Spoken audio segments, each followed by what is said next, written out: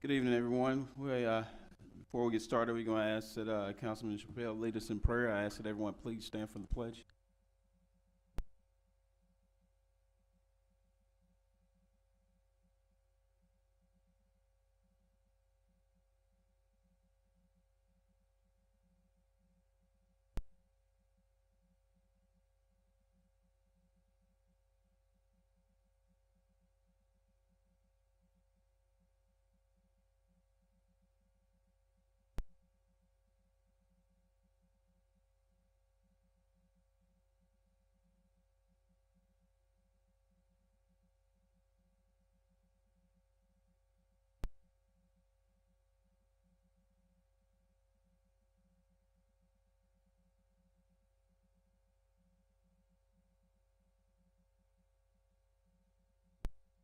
Okay, again, thank you, everyone, for coming tonight. We're going to go ahead and get started.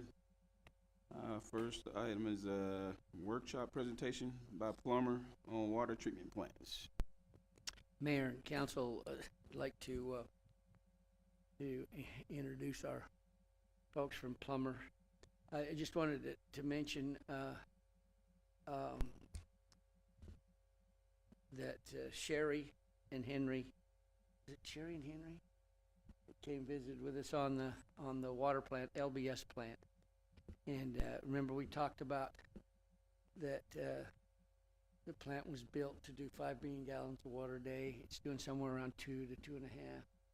And so we need to make some corrections on it, improvements to make sure that we can get it to maximize its amount so we can run our system better. And also look at the old plant and look at some improvements. So we have with us here Lindsay. Get your last name. Would you come up? You can go ahead and introduce Alan.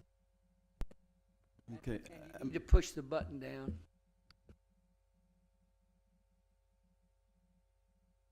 Oh, I see the light now. Thank you. All right. Hello, I am Lindsay Varner with Plummer Associates. My colleague Patrick Mosley and I are here, and then my other colleague Alan Davis are here tonight to talk about the work that we did at the water treatment plant for the Lake Bob Sandlin water treatment plant. As you know, the city has 2 water plants, so we evaluated just the one in our project. I have a couple slides. Oh, clicker.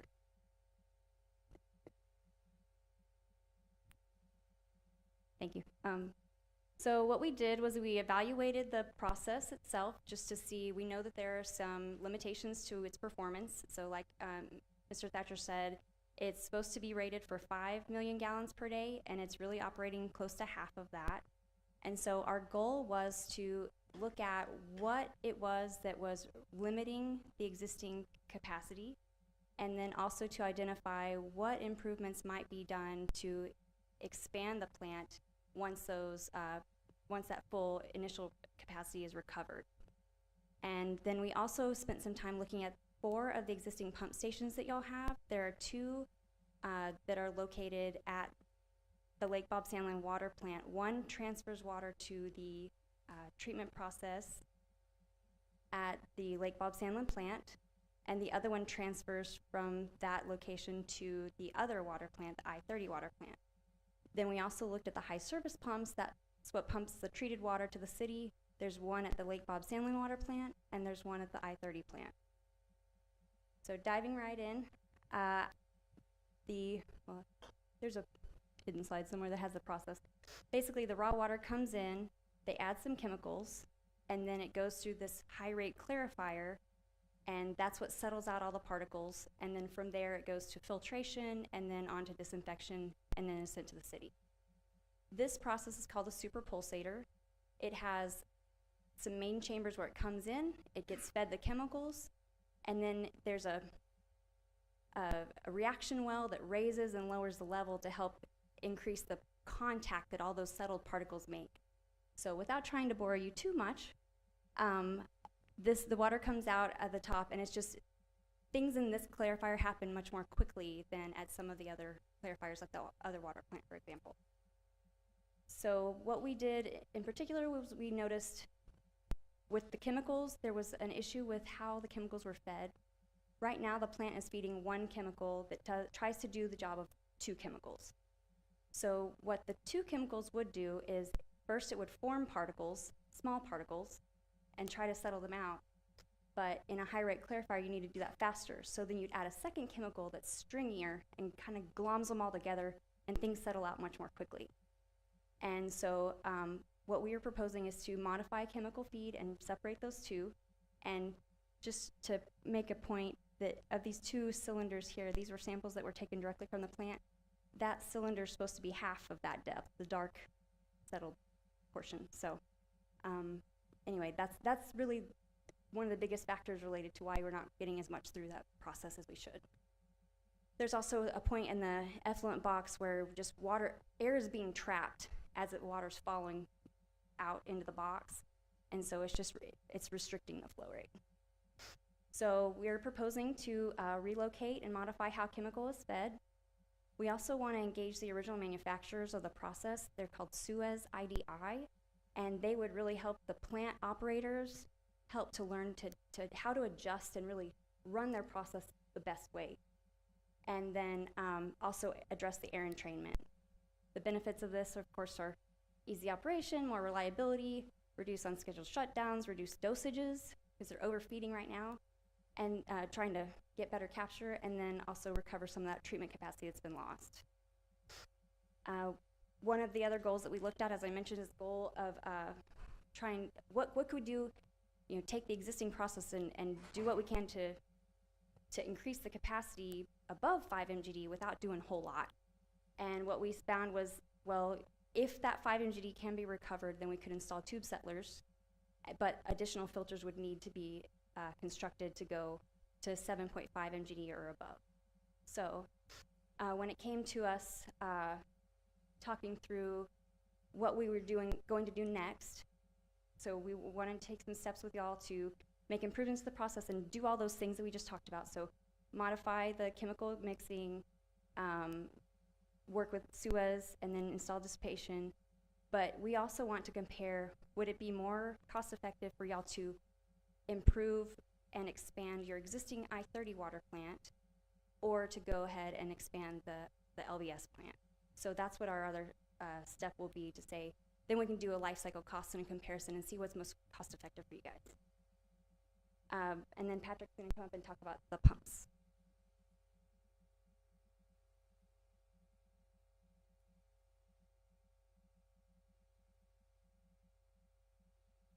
Thank you, Lindsay. I want to talk a little bit about your system before the OBS plant was built. We had some raw water pumps down at the lake that would pump up through an inline booster pump station, taking it all the way to the I-30 plant. At this time, the pumps were not capable of delivering all the way to the plant, so you had to put that inline booster in to push the water the further away. More than likely, since you do have an emergency take point from the midpoint lake, that's why an inline booster station was proposed or left there from the original design. When the LBS plant was built, the treatment process now flows from the lake to the 10 million gallon reservoir at the LBS plant. You have a set of pumps there, as Lindsay mentioned, that pumps into the LBS water treatment plant. You have another set of pumps that pump out of that reservoir that pumps all the way to the I-30 plant. It pumps through the inline booster pump station. It's no longer needed at this time. What we've been told is the selection of the pumps at the treatment or at the lake were sized to pump it all the way to the I-30 plant without the need of the inline booster. And that would be an alternative method shown by the red dotted line up there. So normal operation, pumps to the 10 million gallon, 2 pump stations there pump it to the treatment plants. When I came out and did testing, what I found is the pumps that are at the lake cannot pump to the I-30 plant. It can't even reach the inland booster pump station. It does not have the pressure, the capability of delivering water up there. So the only way that the pumps at the lake work is pumping into the 10 million gallon reservoir. Now, pumps are unique. You have to have a certain flow and pressure ranges for that pump to work. So for the pumps at the lake to work, you have a pinch valve that's restricting that flow, building up pressure to get the pumps operating on the curve to put water in the 10 million gallon reservoir. So when you're doing that, you're actually burning heads, one of the things we talk about. When you burn head, you burn electricity. You're paying for that capability of doing that and high electricity costs. So what we found is the pumps were replaced, the inline or the lake pumps can't pump up there. We can only deliver water to the reservoir, and the throttling valve burns head. The LBS pumps that are pumping to the treatment plant, what we found there is, once again, we're back to determining the head conditions. How much pressure do we need to put on those pumps? And what we found is if that reservoir is 100% full, I can get about 2.5 million gallons of each out of one of those pumps. So if I have 2 pumps running, I can do 5 MGD, but TCEQ requirements requires a redundant pump. There has been some modifications to the discharge header to try to remove that pressure, get them lower on their curve. It did work. It did bring a little bit more flow into it, but there's still about 2.5 MGD pumps.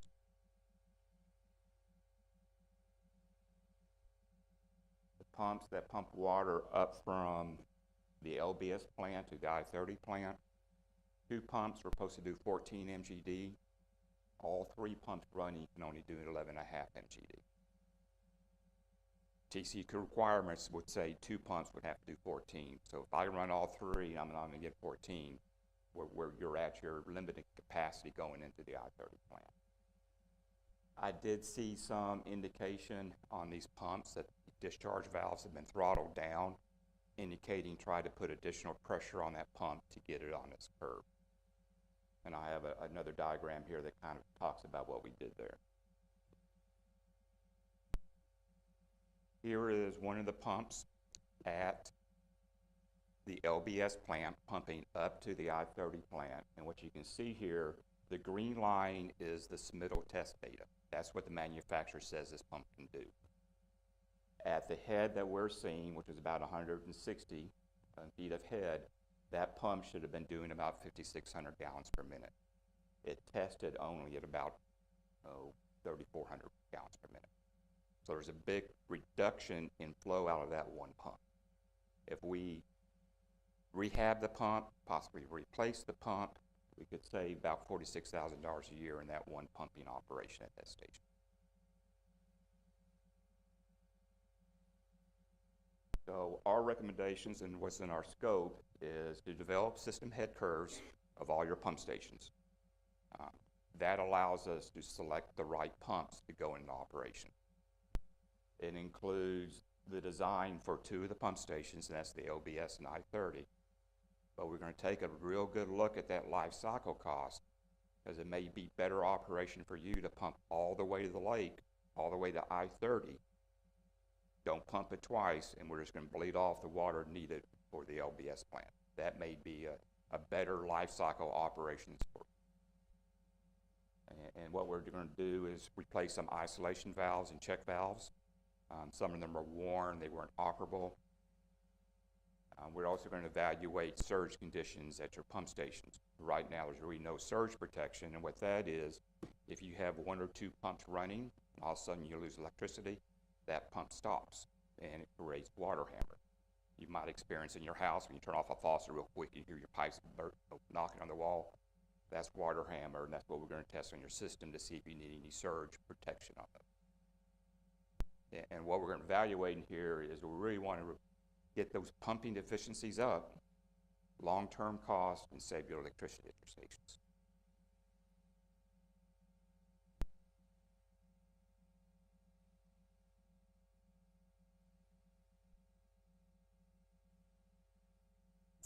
So we did a cost evaluation to do the improvements at the LBS pump stations that we tested initially.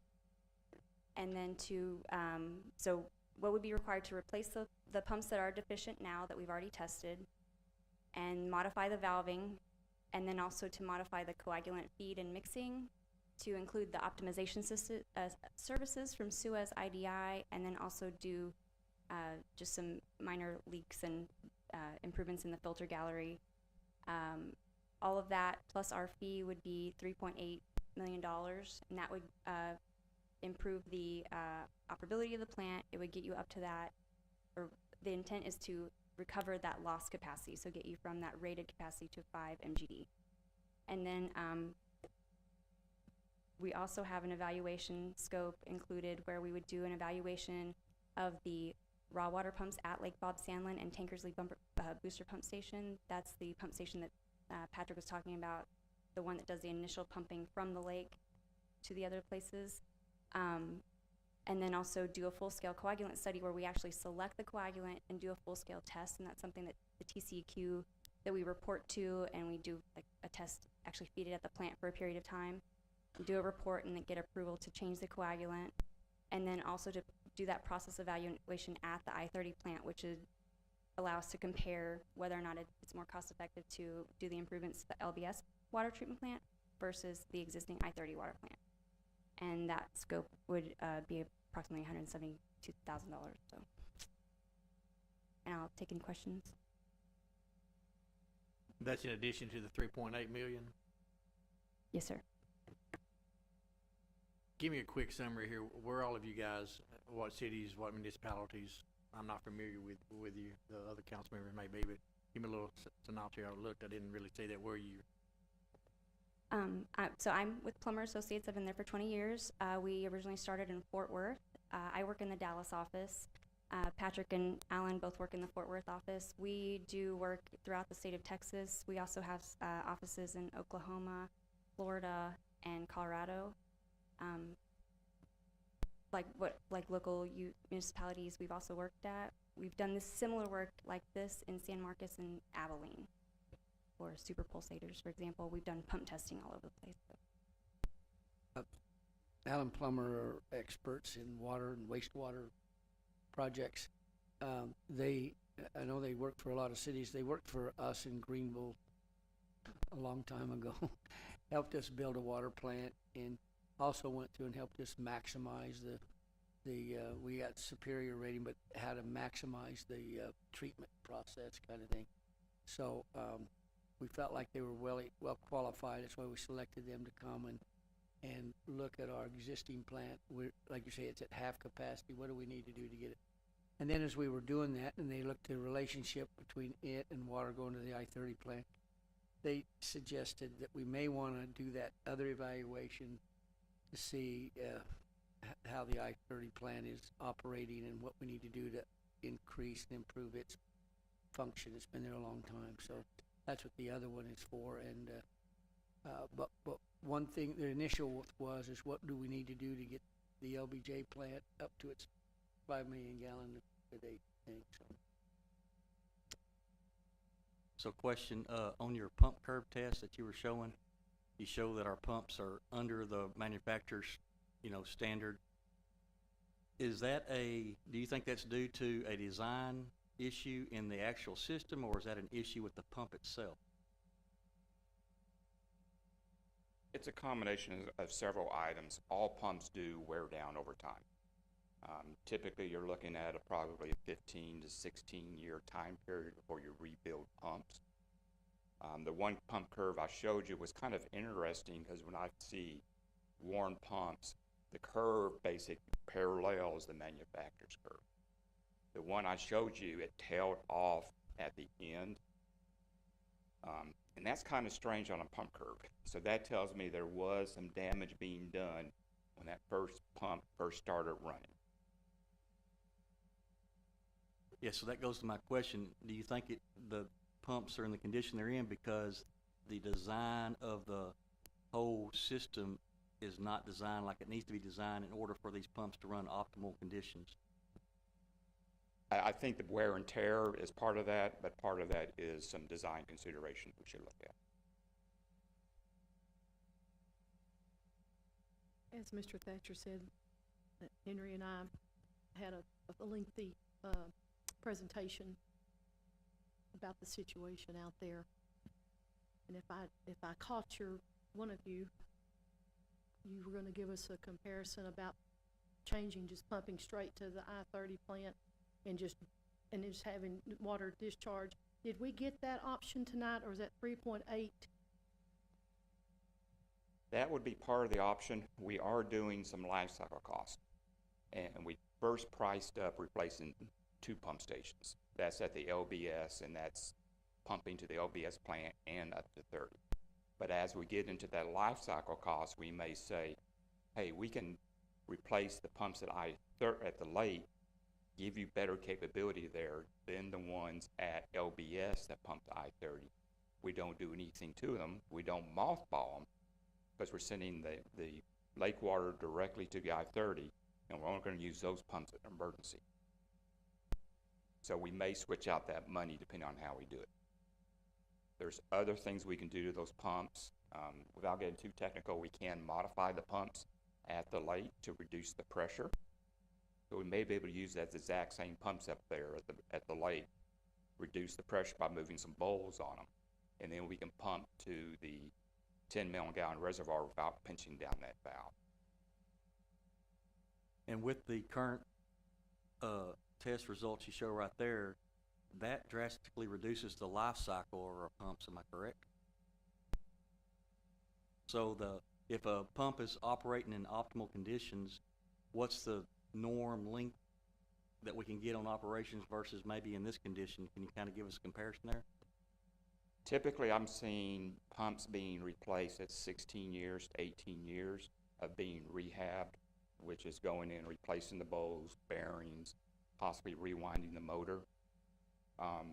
When pumps are starting to be damaged, they could last 3, 4, 5 years. And what you're seeing here is $46,000 taken in this pump. You may be able to replace a pump in 3 years at $46,000 a piece.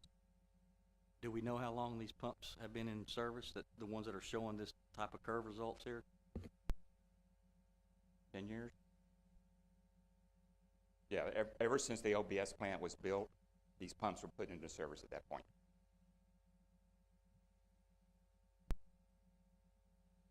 Mr. Ray.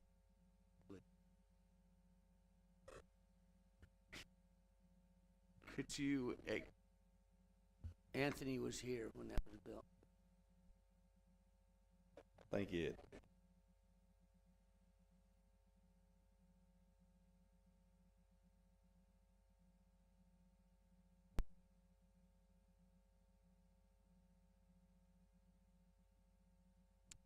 Well, the necessity would be that we have a plant that was supposed to be rated 5 million, and when we put the thing online, we noticed there were some issues right off the bat, and we worked with one of the engineers that designed it, that is no longer with that company, and he made several different suggestions and tried them, and they just didn't work. And it's been an ongoing situation for all these years, and now we're to the point where we're growing and we need the water. The chemical change is, we tried the 2 process. We tried the polymer and the alum. It wouldn't work with that plant. And we were spending a day just cleaning up messes with that process. So that's when we went to the 1 chemical, which has the polymer alum mixture, but it's 1 chemical together. So with that process, we were able to put the plant in service and do the 2.5 million. If we got in a hurt, we can do 3.5 million. I mean, but you're pushing everything you can push. So it's still not optimal. So does that answer your question? Does that help? We need this to get optimized on the system, and so it's actually overdue. And I actually, before Ed got here, we had talked with the previous city manager about we need to do something with the plant, but because we were not needing it as an emergency, it was kind of put off on the back burner. This was sold to us as a 5 million gallon, and it only does half. Well, like I said, we can get 3.5 million, but we're not getting the 5. Yeah, it sounds like that should have been addressed, absolutely in 10 years ago or whenever that was in 2013. And, we wouldn't, be here today. I mean, not with this same issue when it's only producing half of what it should have been producing. I'm not understanding that. I think what we're dealing with is one of those issues, again, when I brought you up here. It's one of the things we've seen over the course of the 3.5 years of the day-to-day operations of kicking stuff down the road. And you see there are problems that, it's like that it sold you a little bit and it just pacified you for the moment, but you had a greater problem and you wonder when were you going to ever deal with it. That's what we're having to do so much these last 3 years. It's just one of those things. It's one after the other. And you just stated again, another bucket that you just kicked down the road that has to be taken care of. You take care of day-to-day operations of the city. And let me just say that too, that a lot of this came to light in February of '21 when we had the winter storm, and we were actually shut down at one of the but maybe it was LBS or whatever, but we could only get half capacity out of and so remember we had a problem with Pricehead. For a little town like we are, I think it's I don't think there's another little town like us in Texas that we have to produce 1.7 or 8 million gallons for the city a day. We have to produce 1.7 or 8 million gallons a day for the county, Tri-Sud, and we have to do 4 million gallons a day for Pilgrims. So that's almost 8 million gallons a day, and it's unprecedented for a town like that. That's why we got the LBS plant to help. The other plant up there does, what do we do, 11 million a day up there? Well, it's a 12 million gallon plant. Well, right now, we're only doing about 6 million a day. Because we have this, but when you get an issue, and of course, I'll tell you, they're growing out in the county, in Tri-Sud's growing. We can't control that, and we're growing, and we're looking for more industry. And if more things go west, like we're thinking, we are going north. By the way, we have a development that's going in thinking they can get 1,400 homes over the next 5-6 years or something up north, and we're putting water up there. So it's one of those critical things. That there's a lot of urgent things and important urgent things, and then there's those things that are important that need to be done over some time. And it's like what Councilman Walker just said, when are we going to start doing it? And we really need to get the plant at least up to what it was built for. And because we're making plans already, I know EDC's here, and they've got plans, as we've talked about over the years, out west and so forth. And so we've got the water, we just need to be able to treat it. My concern is, as well as this, it's not so much of improvement tonight as it is this. When we purchase a service for the city, there should be follow-up that if you know it does not provide what it's supposed to, if it should have been 5, something should have been done if it was only given 2.5. And that's the reason I'm saying day-to-day operations, because if the city, as far as the city is concerned, if something's not done, something needs to be taken care of. Because that's what you're running into is a problem that shouldn't have never gotten this far to start with. And it's so important that we do it. That's why we're bringing it to you now, that we have to do the study and we have to do the improvements when they get through, because it's that important. It's something we can't get behind the curve on. As you all know, we got behind the curve on the wastewater plant. It's going to take us 5 years or so, when we started right then, and about $60 million to get it. So we can't let that happen in this situation. So if we rectify these problems and get the LBS up to 5 million, my question is, with the future growth you're talking about, how far does that get us? I mean, are we going to be able to, provide the water we need to all this future industrial growth, residential growth, et cetera? Because we need to make sure we don't overlook that as well. That's a very good question, and that's exactly what we were talking about with Pat and Lindsay. And I think you guys were there for the conversation too, is that we really need to look at not just getting LBJ up to 5, LBJ. I'm talking about 635 up to 5 million people. Yeah. So we're talking about getting the LBS plant up to 5, but then we're looking at what can we do to expand it to get 7.5 or more? If that's about how much water we produce we need every day to service everybody. So if the North plant went out for some reason, we need to have it up at 7.5. And then, as Patrick said, maybe we need to look at maybe more expansion at the North plant, I-30 plant, and rather than down there, they make that study. That's what that $160,000 or $70,000 study is to look at both of them together. There needs to be some improvements up there anyway, and to see if you can change the pumping that makes it more efficient and work better together. And so that's why instead of just fixing it to the 5 million, we look at the whole thing, we study the whole thing here and see what should we do for a long-range plan. So that kind of answers both of your questions. We need to look at the whole thing, Lindsay. I think that's gonna be very important to do so that we don't run into the same problem where, a future council and the city in 10 years from now look back and ask, you know, why this wasn't, taken care of 10 years ago properly like we're doing now. I just think that we need to make real sure that we're looking forward enough here that we don't run into this again here in 5 or 10 years, that we're, the old proverbial, you're licking your calf over again. And you all, before I came, you all had the vision and the city attorney that knew how to guide you to get the water, the extra water. We got water. That's in fact, there's a lot of cities that don't have the water we got. I mean, that's a really important thing, and it's a key thing, of course. But we got to have the pumping, the treatment capacity and the ability, or it doesn't do us any good. So we got to keep up on that so we don't get behind the curve.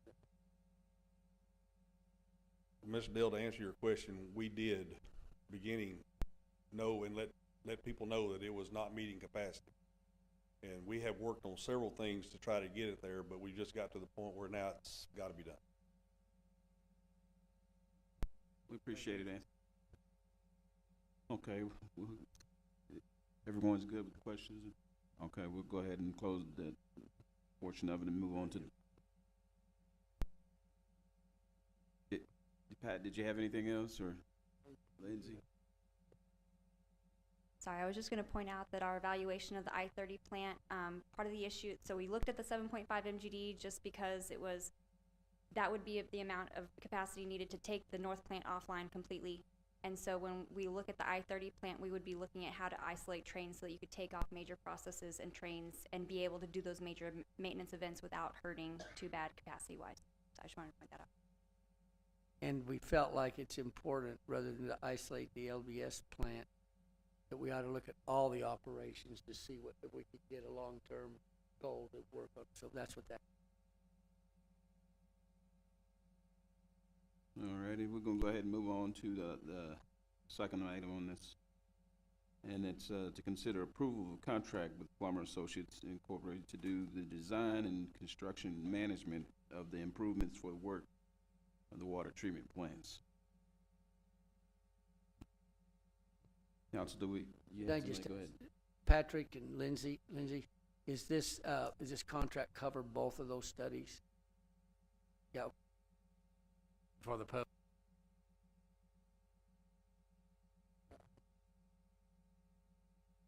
What's the total dollar amount? 3.8 plus the 1 point.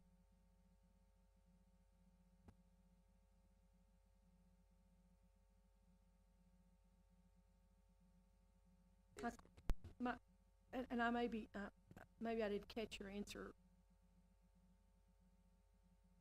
If we're doing a contract tonight, are we contracting for this design? Are we still looking at some more studies? I want to be clear on what we're approving tonight. So the contract fee would be it's like $552,000, I think. I can find that exact number. But it would be just our fee to do the design for the improvements, plus the evaluation at the I-30 plant and the hydraulic testing for the other pump stations.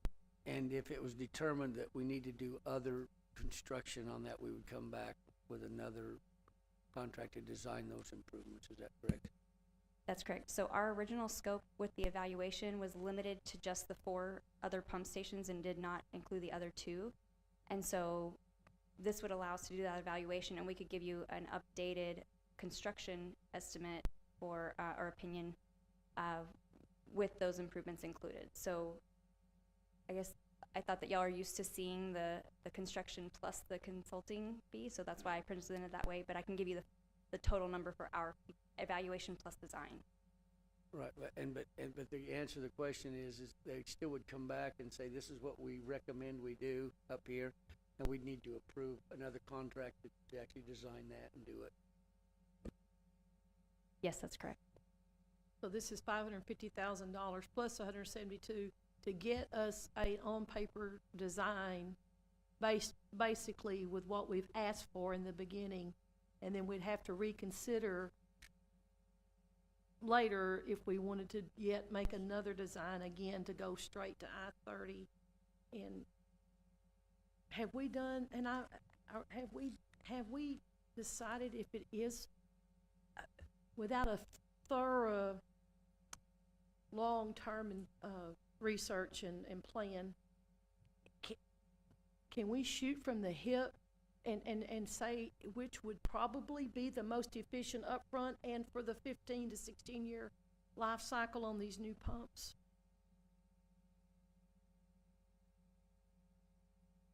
I'm sorry, can you repeat so this 551,000 gets you a design for the improvements at the LBS water plant and lets us do evaluation at the I-30 and the pump stations.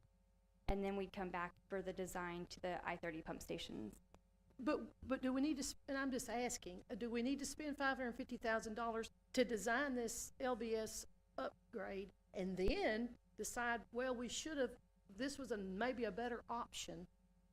If I'm hearing right, there may still be some other options. Do we do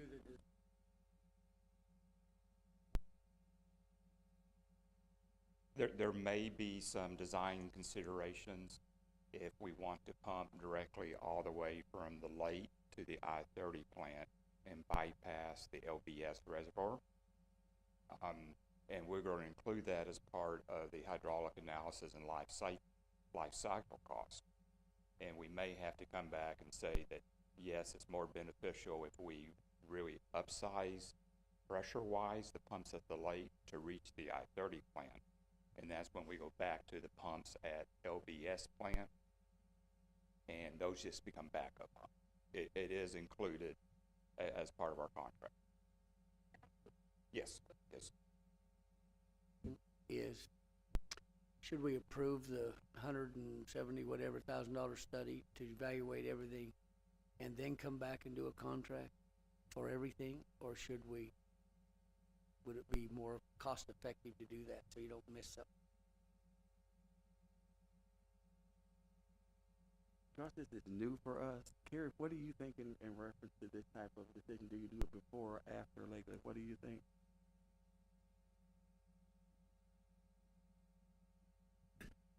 Well, Councilman, I looked over their scope of services and whatever, and all I can tell you, and just in past, when I've had to deal with them, they come back, you're employing them to give you options. Tell you what's what. And so, what I hear, and I saw their breakdown and whatever, they've already done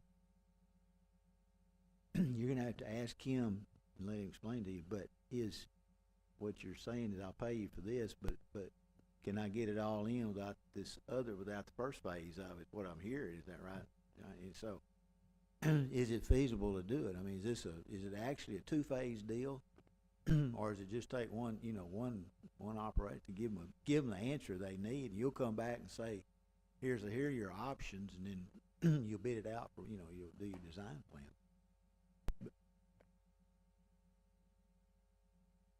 Oh, I'm sorry. The study portion we're talking about is a partial study for the raw water pumps at the lake.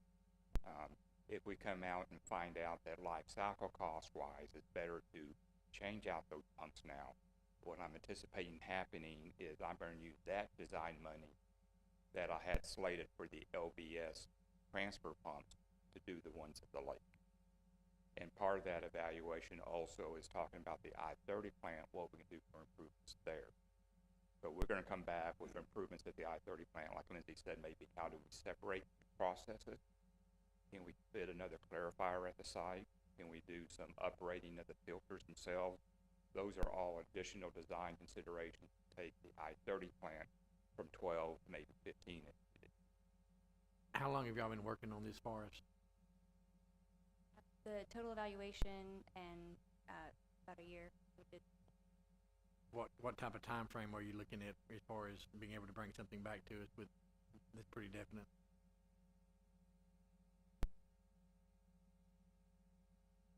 I would imagine, Lindsay may kick me if I say this, I would imagine we can have the evaluations done in 120 days, and bid documents are probably 9 months.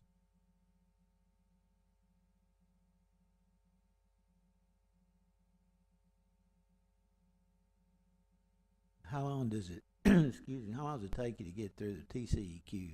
Is this live today? Is that a onerous process with them right now, or is it a little more streamlined? So I have a few things on my mind right now.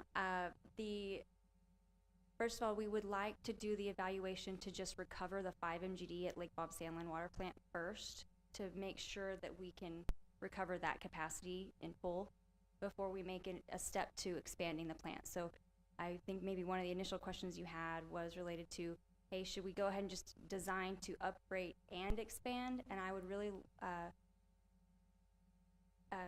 be careful, and I want to make sure that we can recover that full capacity before we go ahead and make promises that we could upgrade the existing basin.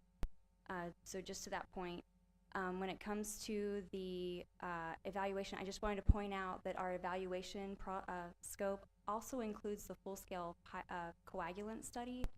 And while that may seem like it's part of the design, it's really not, because it's a separate event where we do a report and we send it to TCEQ, we get approval, and oftentimes that does take 90 days to get approval, but it depends on what it is. Sometimes it can be a little bit less, but right now things are just going much longer. And then we'd have to do the full-scale testing, which is usually 30 days at least. So minimum, the evaluation phase is at least 120 days, or actually probably more than that. And then when it comes to the design, we would have to go through the design, and then also at about 85 or 90% complete, we would be submitting drawings to the TCEQ for their review, and that would take a full 90 days. So I would imagine this scope is relatively small when it comes to the recovering the existing 5 MGD capacity at Lake Bob Sandlin. I think we could do that in a relatively brief amount of time, but he's right, we do have a 90-day review period in order to implement those changes within the TCEQ's approval before we can begin construction. We could go to bid, but we couldn't go into construction until it was approved. So we'd have to be careful if we had to make any changes. So you wouldn't want to bid until after you got that approval. Mr. Thatcher and Mr. Racer, based upon the amount of information we have tonight, do you think from a governmental point of view that this is sufficient enough information to make this decision? You're asking me, do I think you guys are smart enough to understand this, or no? I'm just teasing. I know what you're asking. From what I've set through what I understand is happening to it, and then we asked them to come in and look at it, and they did an evaluation. From what they said, I think that we're ready to go. But that doesn't mean that we may not take some time and have them come back and talk to you guys more. I think Sherry and Henry got a little a head start because they spent a half a day with these two engineers and got to ask the question, got to go deeper into the weeds and understand the process more. So and you might ask them that question, but if you want to get deeper into it to understand it more, we understand that, and we can do that too. Well, I'll ask to do it then. Do you think from the meeting there's sufficient enough information to carry the comprehensive decision? Well, I do when it comes to upgrading the LBS plant. I think for what they presented to us in that half a day that we sat in with them, I think that's to go back to their point. I think the first step we need to take is upgrade the LBS going back to 10 years when it should have been corrected then. You know, we don't want to continue to kick that can down the road, and I think that's the first step we need to take is getting that LBS up to the 5 MGD like it's supposed to be. But this is the time, and again, it's hard to make sense of all this. We're citizens that are just elected to try to make these giant engineering decisions. I agree. I think we're all in agreement. We've got to address the issue. That's not the point. And I guess I'm just having a little disconnect personally. I get it. We want to get to the 5 that we're supposed to have anyhow. Correct that? But I don't want to spend $3.8 million when we could have spent another $1.5 million and been done with a bigger capacity, if that, if it's incremental to get to that point. And the other thing I heard, and I'd like clarity on this, and maybe I misunderstood. No, Anthony mentioned that at some point they tried the 2 chemical deal and it just wasn't working. But are y'all still recommending that we do that? Because he just said that they had trouble with that process. So, yeah, Now, that was the beginning of the plant startup, okay? And understand, this plant is able to be shut down on the weekends. That's why we just run it 5 days a week. So what was happening with the double chemical was that it was getting clogged up in the line, the feed line. So what they're proposing is, which I think is probably gonna help us out, they're gonna move the feed further back where we're just gonna feed one chemical over here and then the other chemical, I believe, goes into the mixer. Is that right?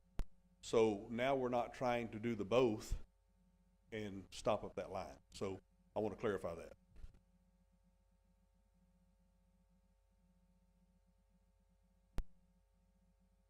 Okay, so my understanding that you both feel that we comfortable enough to go ahead with the decision of voting on this item. Well, we can come back and do it the next councilman if you'd rather. I think that it's important if we vote on it to do the design for the 3.8. I think it's as important that we start to study on how they work together and the whole plant, start it so that it's not out there and we kick that can down year after year after year. So, so that other one is part of getting all the information we need that Councilman Walker was asking. We probably need to get that study going so we can have more information. And again, there may be some things they decide as they're going before they get it all designed that, hey, we need to tweak something here. I think it's important that we do them at the same time. Whether we vote on it tonight or next time, I think we ought to do both of the study and the design.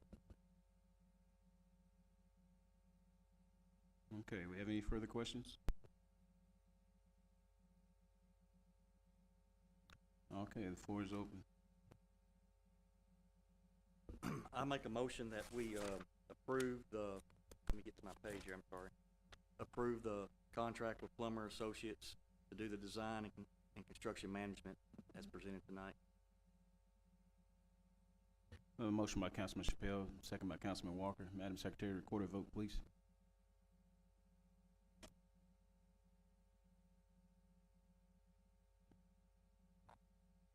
Aye. Motion carries unanimous. We'll go ahead and close that item. Thank you for your presentation. Okay, from here, we're gonna go ahead and close that item again, and we're gonna go on to our consent agenda. Mayor, let me just say, on the consent agenda, this is like the second time we've had that, we've been trying that. So the mayor's gonna read those, and then we'll ask, are there any questions? We can answer questions about any of them. If you wanna take one off to vote for it separate than the rest, we'll do that. If you're not, you can take one vote on all of them at one time.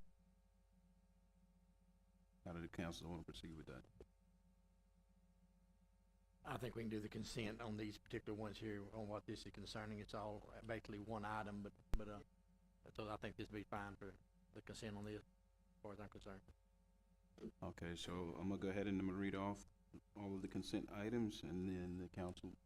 Yes, go ahead. Mr. Thatcher, on these consent items, do they address every action that needs to be taken for this particular consent? Do you know if all items there on the agenda for the consent agenda includes everything that we need to address for this matter? You're gonna make me lie to you, because Yeah, it's a process. We did as many things as we knew we need to do right away so we could function. If we have another thing, we'll bring it back to you, yeah, but this is what we know we need right now. I tell you what, let's do. Why don't we pull out item one where we're approving the minutes of the December 20th regular session meeting. It's a little bit different. Let's go ahead and do that one and then do 2 through 5. That sounds right. Okay, let's do that. We'll go ahead and, get started. The item one is consider approval of the minutes of the December 22 regular session and January 10th, 2023 special session. After reviewing those minutes, I'll make a motion that we approve the 2022 regular session and the January 10th, 2023 special session as presented. I'll second that. A motion made by Councilman Dale, second by Councilman Chappelle. Madam Secretary, record a vote. Aye. Aye. Aye. All righty. We'll go ahead. We got a unanimous vote. We'll close that item on this agenda. Items 2 through 5 will be read now, and we'll open the floor for questioning afterward. Item 2 is to consider approval of removing Mikhail Reed and adding Lori Mays from Logic Investment Accounts. Item 3 is to consider approval of Resolution 2023-1, authorizing the removal of Mikhail Reed as investment officer and removal from all certification agreements and investments with financial institutions on accounts of the city of Mount Pleasant, and adding Lori Mays as investment officer and adding to all certification agreements and investments with financial institutions on accounts of the city of Mount Pleasant. Item 4 is consider approval of removing Mikhail Reed and adding Lori Mays to Texas Range Investment Account. And item 5 is consider approval of removing Mikhail Reed and adding Lori Mays to Texas Pool Investment Accounts. At this time, do we have any questions on any of those items? If not, then we'll open the floor for a motion. I'll make a motion that we approve the item 2 through 5 with consent vote concerning the removal of Mikhail Reeves on these certain position here with a financial end to Lori Mays as presented. I will second that. I have a motion made by Councilman Dale, second by Councilman Chappelle. Madam Secretary, record a vote, please. Aye. Aye. Aye. Aye. Motion is unanimous. We'll now move on to our regular agenda. Item 6 is to consider calling general election for May 6, 2023 for the election of mayor and 2 council members. Ms. Webster. This is we have the mayor and Councilmember Dale and Councilmember Sproul up for election. No, council member. Councilmember Walker up for an election, and this is so we can post it, send it to the county administrator down there, and we can put it in the newspaper. Okay, thank you. Okay, floor is open for a motion on this item. I make a motion calling a general election for May 6, 2023 for the election of mayor and 2 council members. Do I have a second? I'll second that motion. All right, we have a motion made by Councilman Chappelle, second by Councilman Dale. Madam Secretary, record a vote. Aye. Aye. Aye. Aye. Motion carries unanimous. I thought for a minute now, no one's gonna get a second on that. For clarification, my name is Jerry Dale Walker, and everybody in Mount Pleasant calls me Dale. What they're used to saying.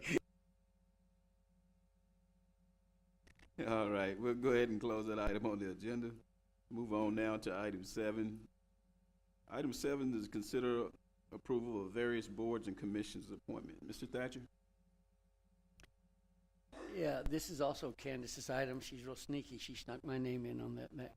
This, it's time for the board appointments. The only ones that's not done right now is the Main Street. It's done in March, but the rest of them are done in January, by the end of January. See, if you turn, it's Airport Board, Park and Recreation Board, Library Board, P and Z Commission, and the Mount Pleasant Economic Development Board. And if you look at all of these are, I believe I'm correct in this, all of these are reappointments. They are willing to serve if it's the desire of the council to reappoint them. Their names are listed, starting with the airport board, and I see we've got Main Street on here. Is that also? That doesn't have to wait till March. Ricky's not here, so we can go ahead and appoint these, but they start their term ends the end of February, I believe. So so we do have Main Street here. We have the names listed, so you can. I guess we can go down. Probably be appropriate to have a vote on each board by itself. Okay, we'll go ahead and.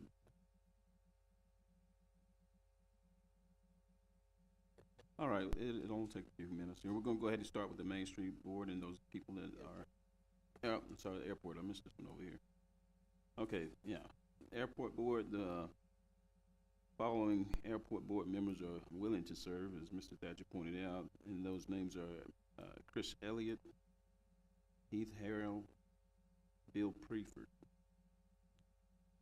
And I'll open the floor for a motion on that board.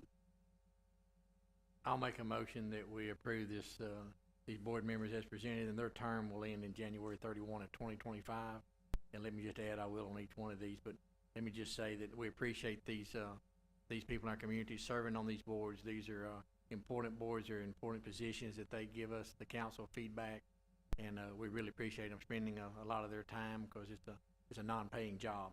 So just say a shout out to thank them for doing this. So with that, I'll make that motion. I'll second that motion. Okay, motion made by Councilman Dale, second by Councilman Chappelle. Madam Secretary, record a vote. Aye. Aye. Aye. Aye. The vote is unanimous. We'll now move to Main Street Board, which is Sheila Johnson, Jay Yancey, and McCall Dyke. Floor is open for a motion. Again, ladies and gentlemen, this is the 3-year term ending in 2026. And again, we appreciate them, their willingness to serve, and I'll make a motion that we approve these appointees. Let me say that they only serve one term, but all three of these are finishing a term that they were appointed to fill, so they can do this other 3 more years. Do I have a second? I'll second that motion. Okay, motion made by Councilman Dale, second by Councilman Chappelle. Sorry. Madam Secretary, record a vote, please.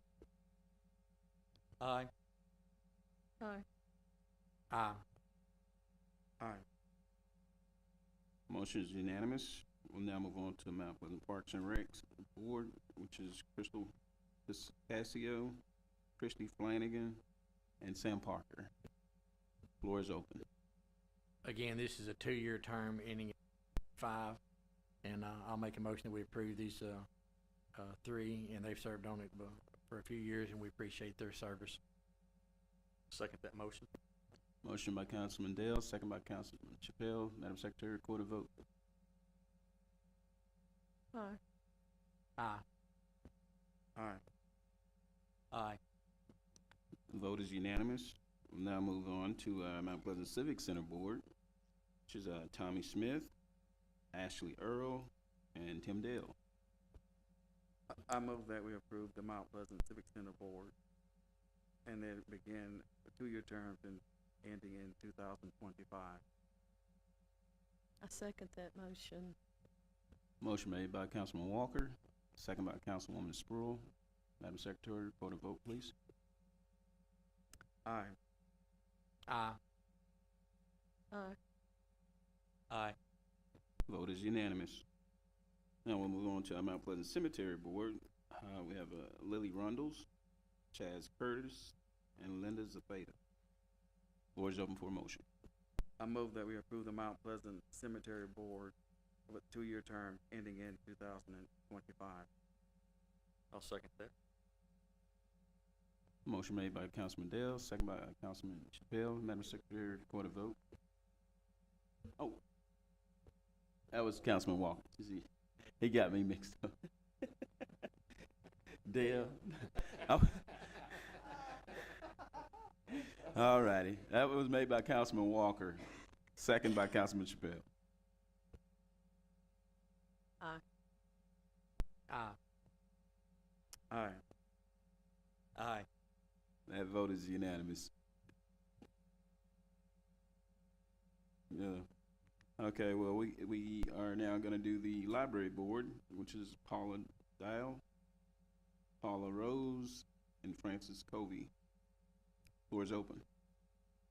I'll make a motion that we approve the library board that's presented, and their term will be ending in January the 31st of 2025. Again, thank you, ladies, for serving on this board. I'll second that motion. Motion made by Councilman Dale, second by Councilman Chappelle. Madam Secretary, record a vote. Aye. Aye. Aye. Aye. Okay, next is our Planning and Zoning Commission's appointments. James Aldridge, Michael Davis. Floor is open. I'll make a motion that we approve this Planning and Zoning Commission appointments for the Planning and Zoning Board. Their term will expire on January 31st, 2023. This is an important, all of them are important, but this group here meets once a month or so and gives a lot of feedback on our planning and zoning, so we appreciate their time in fooling with this, and they've both served before, and we appreciate their leadership in this. But just before, just for clarification, say this, he stated so much they do. Could you state who the other individuals are that are on this committee?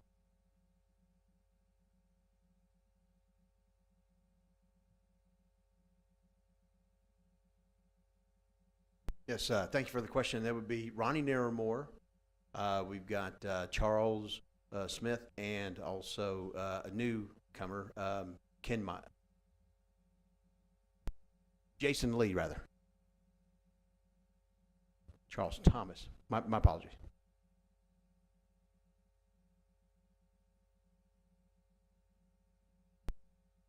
I second the motion.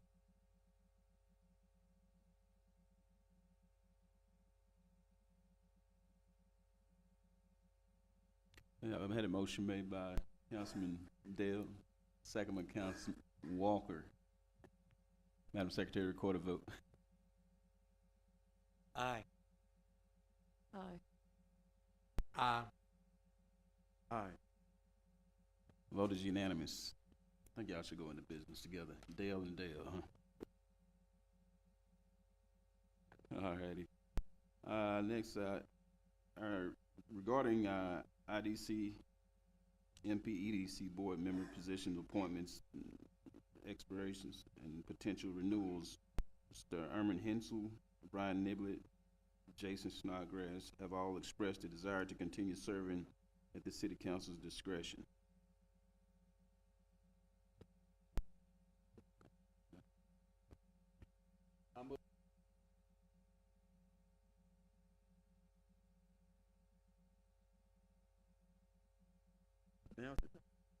Urban Hensel, Brian Niblett, and Jason Snodgrass for the EDC.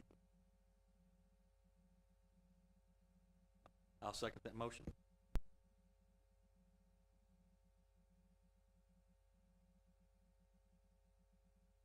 Nathan, could you clarify the terms on this?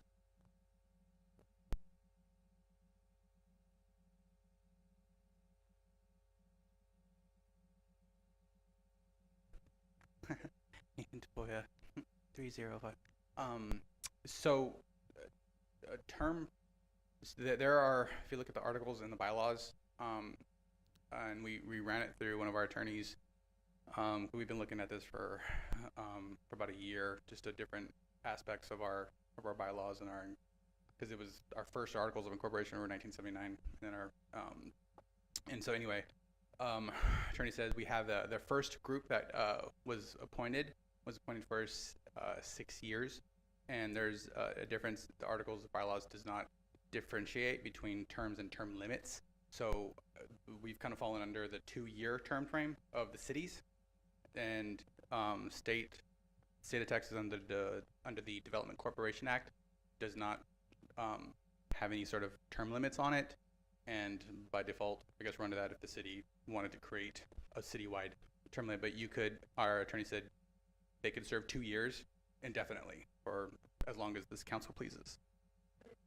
And 2 years is we're under every one of our board members that I've seen, we're all on staggered 2 years, 3 on for this 2, and the next year there'll be 2. There's 3 this year, and we have a total of 5 board members. All right, thank you, Nathan. Do we have motions made on it? I'll just add all of these members have served for several years here. Mr. Hensel, I had the privilege of serving with on the council for a number of years, and he was also our kind of like the ex officio, I think, served on the EDC board. He serves as our president of the EDC board, so we appreciate all that they do.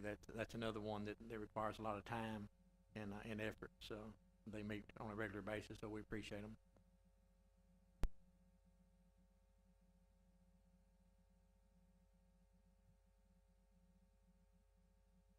Okay.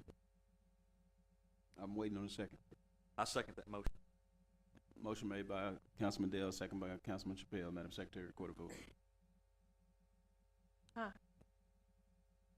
Aye. Aye. Aye, and Councilmember Walker, for the record, he made the motion.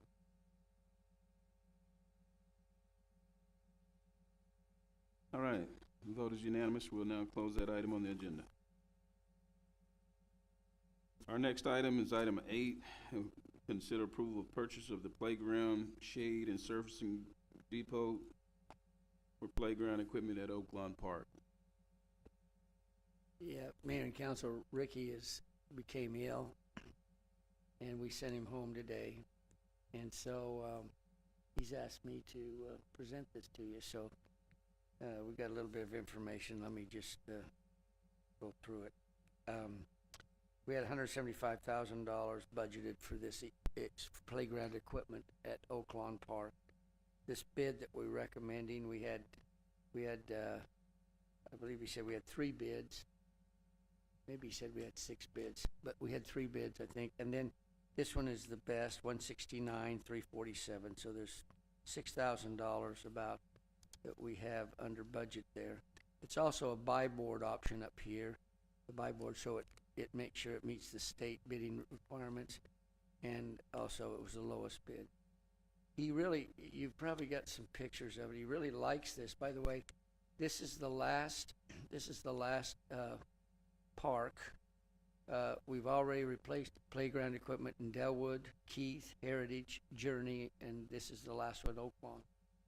And this equipment that he's recommending here is oh, by the way, they did look at in the playground area. If you look on the pictures, there is an imprint that shows this big play area that's got mulch in it. It's got mulch. He looked at to see what it would cost if that big rectangle, if they used turf in there. And that bid on the page, if you look at that, it's set off to the left there, almost $97,000 to do that. So he's not recommending we do that. We can use mulch in that area. It does have curb in that playground area. They're going to expand the playground area and take that curb out, and then so that it's always, I guess somebody somewhere thought it was not a good idea to have a curb around a playground area for kids, but it's a safety hazard. So we'll take that curb out and do that. The other thing he said, this is about double the equipment that we've got there now for this price, and there's a playground equipment for 2 to 5 year olds and 6 to 12 year olds. So it's more difficult for them, and larger and smaller. So it covers the ages all the way up to 12 years old. And I've got a bunch more stuff he wanted me to tell you. We're replacing this equipment. What do we do with that old equipment when we take it out? Are we able to get any value at all from that through someone else? I mean, do we put it out in the auction, or what do we do with that? You know, I'm not sure. I know we use everything up, so I'm not sure it's that safe. But Ricky told me he's watching, and that when a question comes up that I can't answer, and I said it'd be probably not happen, but it's happened already. He's gonna answer to Candace, and she'll tell you the answer to that. And another question is, how long has that previous equipment been there at Oaklawn? Do we know how many years? For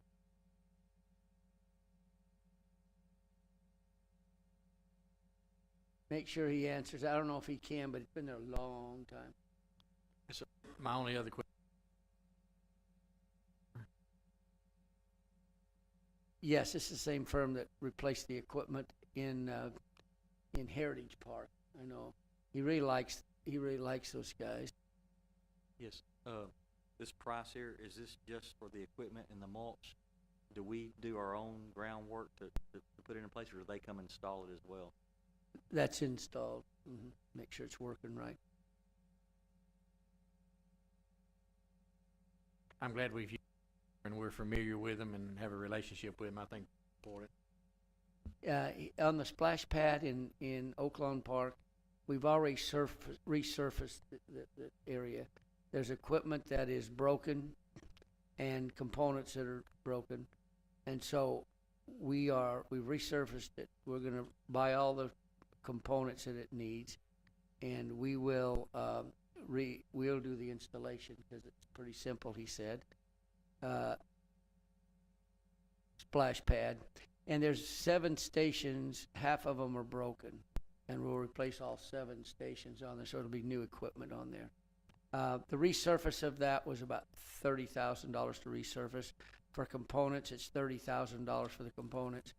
It's $60,000 extra if the company installs them. So we're gonna save that much money and do it ourselves.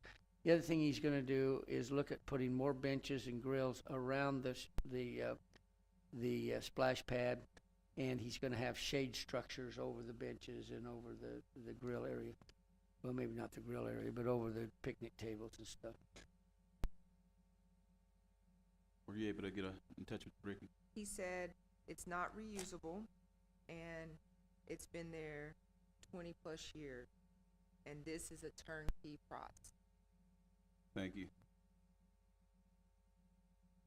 Okay, do we have any further questions? I've got more stuff to tell you. Yeah. Listen, I'm really shy of this microphone, but I'm loving it right now. So, they are reworking the old pavilion that's left there. You know, we've got the community center, and then we reworked the basketball pavilion, put a roof on it, and redoing it. And so, they've already changed the brick columns to be rock columns. If you drive by there, you'll see that's been done. And they're going to redo the trim on the top of it with different metal, same color, so it all matches the basketball and the community center. So it'll all look the same. So a lot of work there, and it'll look really nice. Just want to make this in a second, but I want to make this comment. I want to take the time again to stress their appreciation to the city of Mount Pleasant for all departments that we have that do day-to-day operations. But in the last 3 years, I want to really thank those in the park department for the amount of work that's in these parks that's taken place over the course of the last 3, because so much was left unattended for so long, and it's taken so much work to pull them back up where they need to be. All right. With that being said, we're going to go ahead and open the floor for a motion on this item. I'll make a motion to approve the purchase for the Playground Shade and Servicing Depot LLC for playground equipment at Oakland Park. I second the motion. I have a motion made by Councilman Chappelle, second by Councilman Walker. Madam Secretary, record a vote, please. Aye. Aye. Aye. Aye.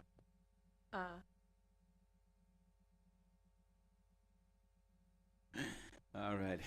Motion is unanimous. We're having too much fun today. All right, we're going to close that item, move on now to item 9. Item 9 is to consider approval of pay request from Watson Commercial Construction for the work on the community center. Jordan?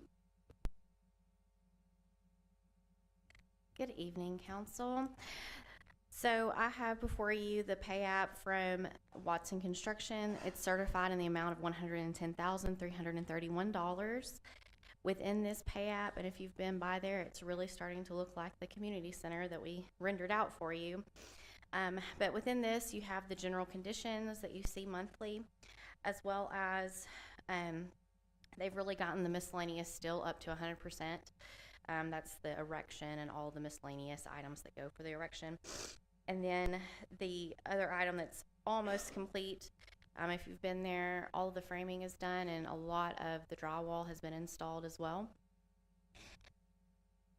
Also, we have some of the plaques coming in for the building itself, as well as the fire protection system. That is about 83% complete and installed. Also, the mechanical system, I went out there actually today, and the outside units have been placed as well, and so that is nearly complete as well. They also got permanent power yesterday. And then the fire alarm and smoke detection systems have started being installed as well. I did get an update from the project manager today, and based on some of the delays, they are now anticipating the completion to be in March instead of in February. Jordan, do you have any information from what we talked about over the weekend about the plaques and the etched picture? They're supposed to be getting me some example and cost for those, but I don't have that yet. Jordan, when you say March, when? March, because the question that'll come up. Well, I think they're a little leery of giving an exact date just because of the delays that they've already had, and they know that we're going to start entering into the wet season. So they're really trying to get the front parking lot done before the wet season hits, but they're anticipating mid to end of March right now. Now, did I misunderstand, but did you say what the delays are? Is it more materials that we're waiting on? Yes, so in particular, there's been some delays on the trim and the fascia pieces, as well as, at the beginning we were having problems getting the insulation for the roof to be there, and so we could not get the building in the dry until that was received, and so it's just been kind of a snowball effect of those delays building on each other.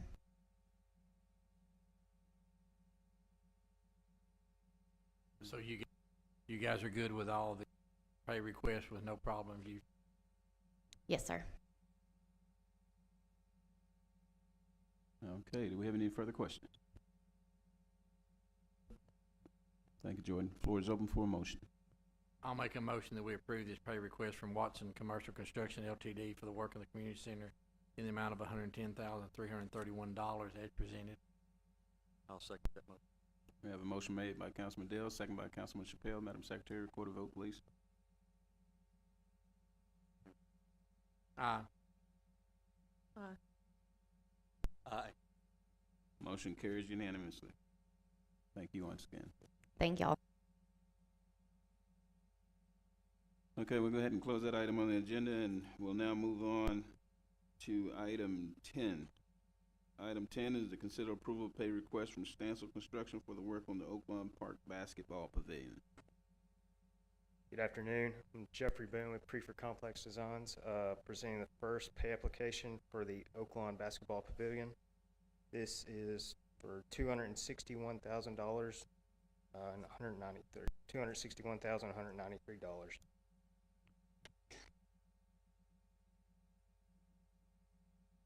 So that'll leave a balance of $93,137. Is that correct?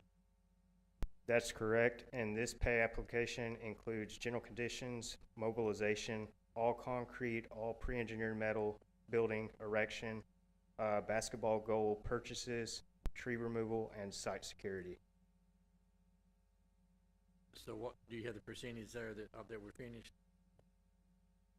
At this point, I would say we are 80% complete, and substantial completion would be in about 3 to 4 weeks.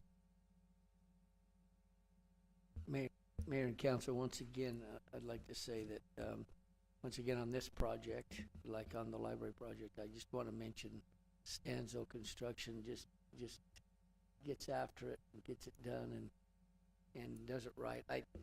can't tell you that over my career, I don't know that I've seen a better contractor. The other contractors are working now on the community center are good, Watson and them, but Stanzel just, maybe it's because they live with it in the same city we are, but they're outstanding.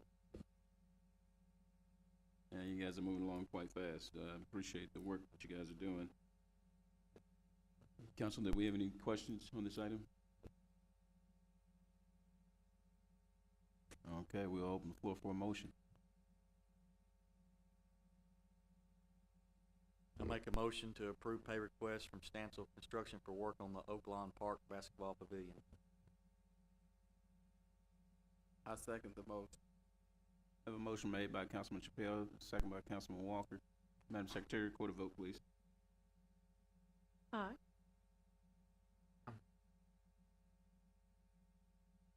Aye. Motion carries unanimously. We'll now close that item on the agenda. We'll now move on to item 11. Consider approval of pay request from W.M. Miller for work on 10-inch water main. This is Brian Capps, who's the engineer on that project. Good evening. Everything's going real well. Simple project, 10-inch water line. I think you got the pay app in front of you. I didn't bring my copy. I was trying to get out of jury duty today. So, yeah, everything's going good. They're just really painless. Miller's doing a great job. They've had a little weather delays in December, and I think they took a couple days to work on your other agenda item down here in the bottom, finish up that 24-inch. But everything's going great. Okay, council, we have any questions? We appreciate it. Floor is open for motion. I'll make a motion, we approve this pay request from W.M. Miller for the work on the 10-inch water main in the financial impact of $239,888.49 as presented. I'll second that motion. Okay, thanks a lot. We appreciate you. We have a motion made by Councilman Dale, second by Councilman Chappelle. Madam Secretary, record a vote, please. Aye. Aye. Aye. Aye. Motion carries unanimously. Okay, we'll go ahead and close that item on the agenda. We'll now move on to item 12, which is consider approval of pay request from Odahoven Oil Field Systems Services Inc. for work on the Big Tex lift station improvements. I hope I didn't screw that name up too bad. No, Lanny Buckley, KSA. It's a pleasure to be here with Council and Mayor and Mr. Thatcher. It is Udelhoven, but it took me a long time to figure out how to pronounce that too.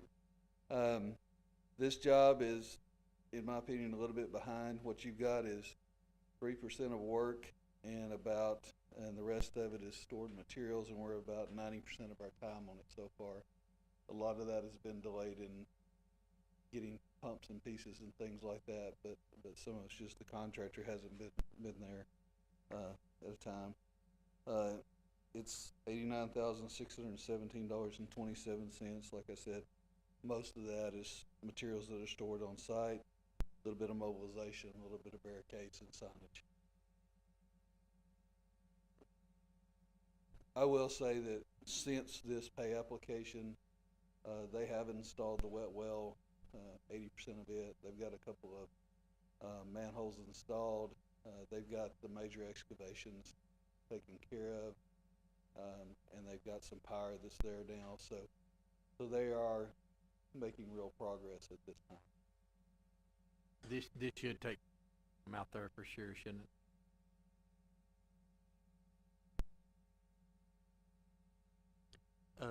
Lanny, have they given a new projected completion date or a tentative completion date? No, they haven't given a new date. I would assume that it's going to take them another month to do this. They think it's the only thing I've heard from is another 10 days. So it's somewhere in that time frame would be my guess. All righty. If there's no further questions, we'll open it up for a motion. I'll make a motion, we approve this pay request for this Oilfield Services Inc. for the work on the Big Tex lift station improvements as presented for the financial impact of $89,617.27. And let me just add that, our heartfelt, condolences go out to Lanny and his family in the loss of his mother about a week ago. I'll second that motion. All righty. We have a motion made by Councilman Dale, second by Councilman Chappelle. Madam Secretary, record a vote, please. Aye. Aye. Aye. Aye. Motion is unanimous. We'll now close that item and move on to item 13. Item 13 is consider approval of pay request from W.M. Miller Construction for work on the 24-inch water line replacement I-30 plant to EWT. Once again, Lane Buck, KSA. What you've got before you is the pay estimate number 9 for this project. There's a lot of miscellaneous work that's been done on this, and actually, even though this project shows to be a little bit late, there will be a final walkthrough on Thursday for this project. So we're getting very close to the end. The financial impact that we're proposing for today is $35,974.35, and the work is they're taking care of miscellaneous items, and it is closing up. All righty. Council, we have any questions? Hey, Lanny, when you do the final walkthrough on Thursday, if there's any punch items, typically how long does it take them to come back and rectify those? Of course, it's always according to what they are, but in this case, we've been following along pretty close. I'm thinking that, it'll be less than 30 days, I would think, and it's mostly gonna be cleanup, things like that. All right, any further questions? Okay, floor is open for motion. I make a motion to approve pay requests from W.M. Miller Construction for work on the 24-inch water line replacement I-30 plant to EWT. Do we have a second? I second the motion. Have a motion made by Councilman Chappelle, second by Councilman Walker. Madam Secretary, record a vote, please. Aye. Aye. Aye. Motion carries unanimously. We'll now close that item on the agenda and now move on to our 14th item, which is to consider approval of final pay request from Tanksco INC for work on the I-30 storage tank rehabilitation. Once again, Lanny Buck with KSA. What you got before you is actually all the closeout documentation for this project. Unlike some of the others we've talked about, this project was actually done on time, very well, very good contractor, did what they were supposed to do. You've got a reconciliatory change order on this one to close everything out, and then a lot of the pay estimate is just the retainage and final numbers. The impact is $240,329.30. I can read right, and this should be the final. Well, this would be the final document or bill you get for this. All righty, council, we have any questions?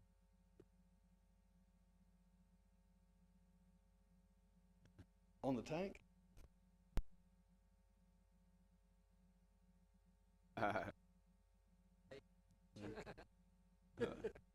We were afraid they'd mistake it for Sulphur Springs, so we left them off. All right. Well, Floyd, we certainly appreciate you, Lanny, and we're going to go ahead and open the floor for a motion on this item. Thank you, Lanny. I'll make a motion that we approve this final pay request from Tanksco Inc. for the work on the iStorage 30 tank rehabilitation for the impact of $240,829.30 as presented. I'll second that motion. Okay, we have a motion made by Councilman Dale, second by Councilman Chappelle. Madam Secretary, record a vote. Aye. Aye. Aye. Motion carries unanimously. We'll now close that item on the agenda. All All right, now we're at item 15. Item 15 is a discussion and the consider approval of resolution 2023-2, changing the name of 3 county roads that have been annexed in this city. Mayor, before John Ankrams talks, let me just say that this has to do in an area that we annexed up north. And these are 3 that we can do pretty quickly. The election judge called us and said that before the election we need these streets named. I've also asked, we've got a little task force of city directors, including John and David and Larry McRae, and if I've missed somebody, I'm sorry. They're looking at the streets up in the areas that have been annexed, and also streets that we annexed up to but didn't annex. The law changed, and if you annex to a street, you're supposed to take the street to. Last fall, I think that went into place. So we've got a couple of those places that are disputed between the county and us, and who maintains them.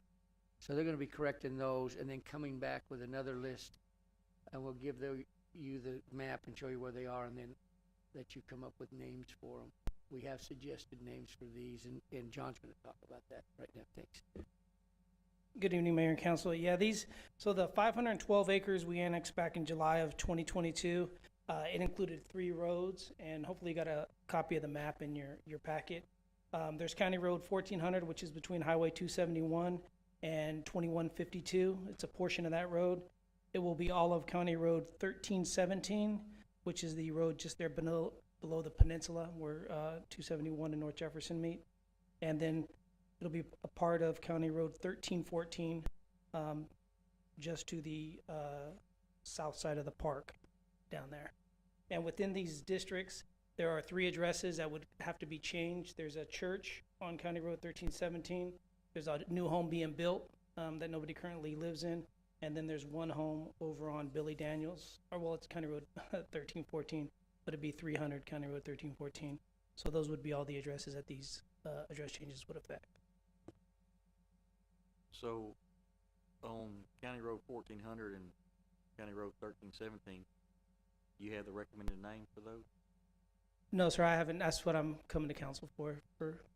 So, I have a question or concern about that. So, I hate to appoint a name tonight and it be a duplicate name of a city street we already have. So, can we look at a consolidated list of street names we already have today before we make a decision tonight on what these need to be?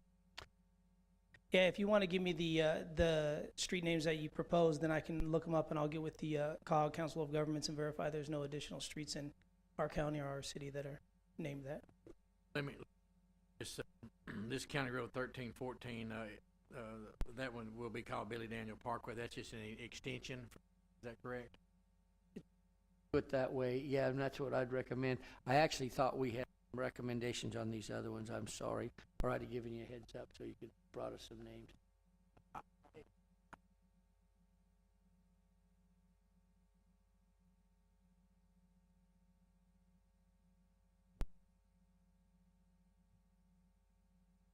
think at this time, we want to maybe table this to our next meeting, and Councilwoman Sherrill's got a question here, but I kind of think we maybe want to table this would be my recommendation, and just bring it back to us and let us mull this over here and make sure that we don't, like Councilman Chappelle said, we don't duplicate the names, and we kind of get together. We did see this on Thursday, I guess, and we did know previously that this was coming down the pipeline, but. Go ahead, Ms. Brewer. Just for clarity on the continuation, which at first glance it is really a continuation of the Billy Daniel, but why are we changing it from street to parkway? Is it street or is it what? Park. Yeah, it'll remain Billy Daniels Parkway. Just put on the exhibit as street like that. That's, yeah. And you don't have to take it across 271 and continue it. If you want to name it separately, a different name, we can do that also. We named the council. I was on the privilege of being on the council at that time when we named that, and Mr. Erman Hensel was on it at that time. That's been probably 10 years ago, Erman. I forget, but it's been a long time. So, yeah, and that's who he is. He was a local businessman, and he was on the council for a number of years in a prominent prominent citizen here that gave a lot to our communities. Why is what name, but most everyone knows him. But that's why that was. So I would say would be fine, but we can talk about that also at that time. But I think that'd be the most practical for that street. I'm thinking you might want to consider Kerry Wooten's Way out there. So, Whatever you do, make sure they don't rhyme or like Gene and Fairway and Fairway. Just figure that in there too. so I do have a question though, when it comes to naming streets. Does the city of Mount Pleasant have any kind of format that we use in naming? Like, this is an individual's name. Do we continue naming streets after an individual? Or, I mean, is there not a format that we follow? Some cities have those formats where they follow certain areas where they're named after animals or plants or whatever. So I'm just saying, is there not a format that we have? We just go haphazard with the name we come up with and we vote on it either up or down? Usually you'll see in a subdivision, if somebody does a subdivision, they'll take a theme and they'll come up with the names. And this isn't that. There'll be some subdivision up there eventually, but these are existing county roads. Since we annexed them, they're not county roads anymore, so we gotta put a name. So you could do it however you want. Proved in the past that we would not be taking down any more names to put up another name. This actually gives you an opportunity to put a new name on 3 different streets if you want, so, yeah. We've been through that before, though we don't change any existing, but I think to answer Councilman Chappelle, I'll echo that. To my knowledge, I think it's always been, you can name it after, we have the Pecan Street and the Oak Streets, and you know what I'm saying, it can be named as long as it's a good name. For the ending, if it's street, parkway, way, avenue, I'll send it over to the COG and they'll usually tell me what it should be. Like if it's street, road, whatever the case might be. And just for, again, because we're talking about 2 or 3 new names here, if we continue the Billy Daniels, and I don't have a preference at this point, but why do we think it's good to continue? Because it's such a short thing, or why does it make sense to continue that name onto that rest of that street? Yeah, if you look, County Road 1314, and then as it continues over, there's County Road 1612. They're basically a straight line all the way from 271 to the other side of town. So it would just be one continuous street. But you could name them different streets at each break if you chose to.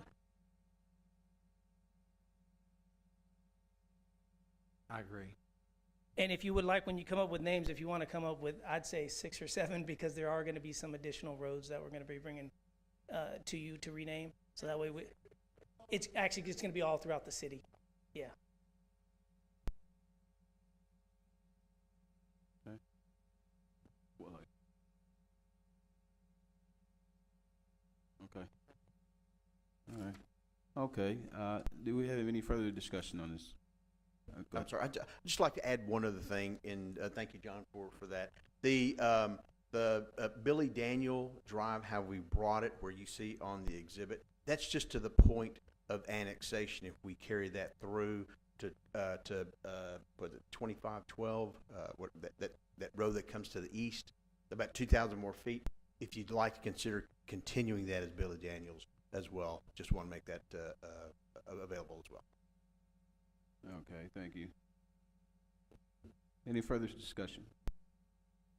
Okay, I'll close the discussion part of this item and open the floor for a motion. Well, I'll once again, my motion would be to look for us to table this to the next council meeting, and we'll try to have some names at that time is what my recommendation would be. Okay, do we have a second? I'll second that. Okay, the motion's been made to table this item by Councilman Dale, second by Councilman Chappelle. Madam Secretary, record a vote, please. Aye. Aye. Aye. Aye. It is unanimous that we table this item. We table it till our next meeting. This time we'll go ahead and close this item.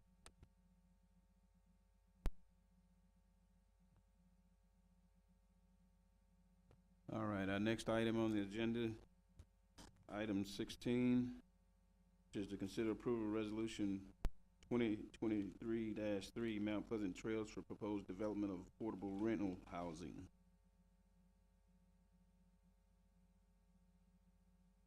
Sure. Thank you, Mayor, members of the council, and Mr. Thatcher. I just want to introduce Michael Fogel with Trinity Development and Housing Development, and he's here requesting a resolution for associated with applications for the Texas Department of Housing and Community Affairs. And with that, I'm going to turn this over to him. He has a presentation for you.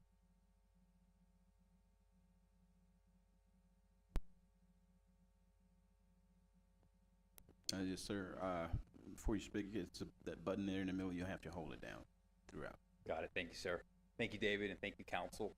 Let me just make sure this is working. Okay, good stuff. Okay, my name is Michael Fogel. I'm with Trinity Housing Development, and this is about a housing development presentation or proposal using a mechanism that I know we've seen here proposed a few times in the last couple of years. And what that mechanism is housing tax credits. And so this is kind of similar to what you've seen in the past, and it's a complicated and difficult process, so that's why you've seen it come forth a few times, and it hasn't been successful thus far. We're optimistic. I can't put a percentage on it, but we're hopeful that we could get it done this time. But basically, the housing tax credits are a funding mechanism for workforce housing. And what that means is we'll get a partial subsidy to develop rental housing. In exchange for that, there'll be a rental and income restriction on that. It doesn't mean that it's public housing, doesn't mean there's a property tax exemption. It also doesn't mean that we're limited to just restricted units.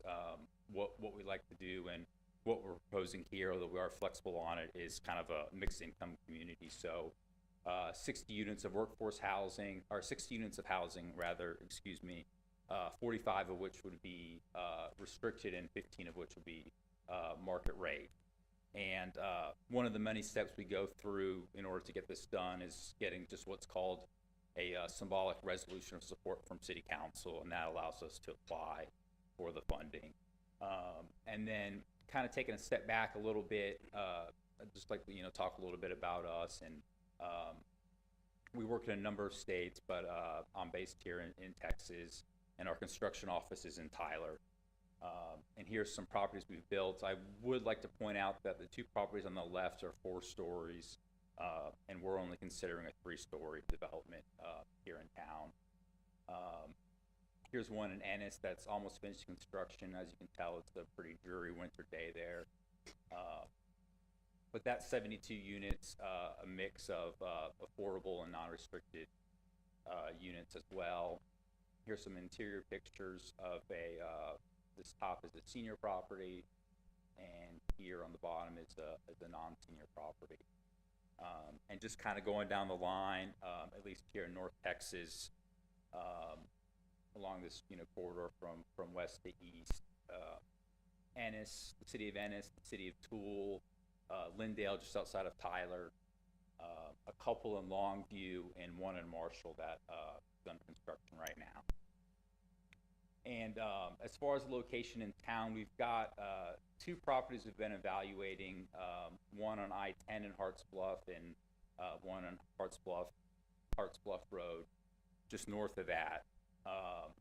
And while we're looking at these 2 properties, and I'd like to kind of present the option for both of them, we're really just looking for support and to move forward on one or the other, not both.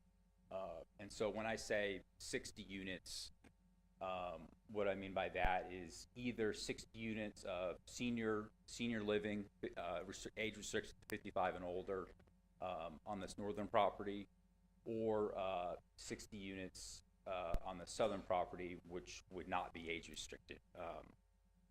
Seniors could, of course, live there, but it's not restricted in that sense.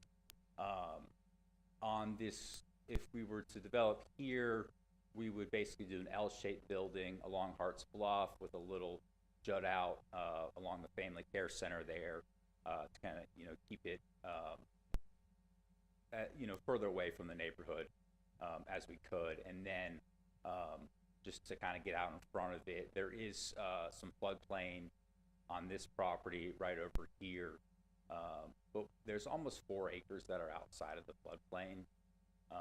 And so we would be able to build outside of the floodplain and you know, obviously avoid the building in the floodplain, which would not be prudent, nor would we be able to get away with that, nor would we want to. But the multifamily use here adheres to the current zoning, or falls under the umbrella of what's permitted under the current general commercial, general retail zoning, and you know, it's certainly less intensive use than the 24-hour gas station and diesel, you know, pumps that were, you know, previously contemplated on that southern site. But so the resolution of support, kind of going back, is kind of just the first step in many of what we would need to, in order to, you know, make this a possibility. And so that's why I'm here today. And this support is for what period of time? What's your length of time to be able to apply for this and get the grants and all that? So we would submit an application the application would be due on March 1st. We would get notice late July, early August, and then it'd be another year after that when we would break ground and start construction. So this may be a David question, but so I live in that subdivision right there. I also have a piece of property that's adjacent to your southern property there. I have that 2.5 acres right there. The northern property that you're proposing to put the senior units on, I know that when we have heavy rains, this doesn't show elevation, but when it rains, it sends a river down the backside between the family care center and the back of my property and other adjacent properties on the east side there of that Point North subdivision. Then it continues to flow into my property with the big oak tree right there, the single oak tree, and runs down and holds water. So that whole area, like you mentioned, is a floodplain. In the 23 years that I've lived there, the water has backed up because I put some maps out, and you can have a map here if you need it. But the map does not predict 100% accuracy on how the water rises when we have heavy rains. It goes beyond what it shows here because this map is dated from FEMA in 2010.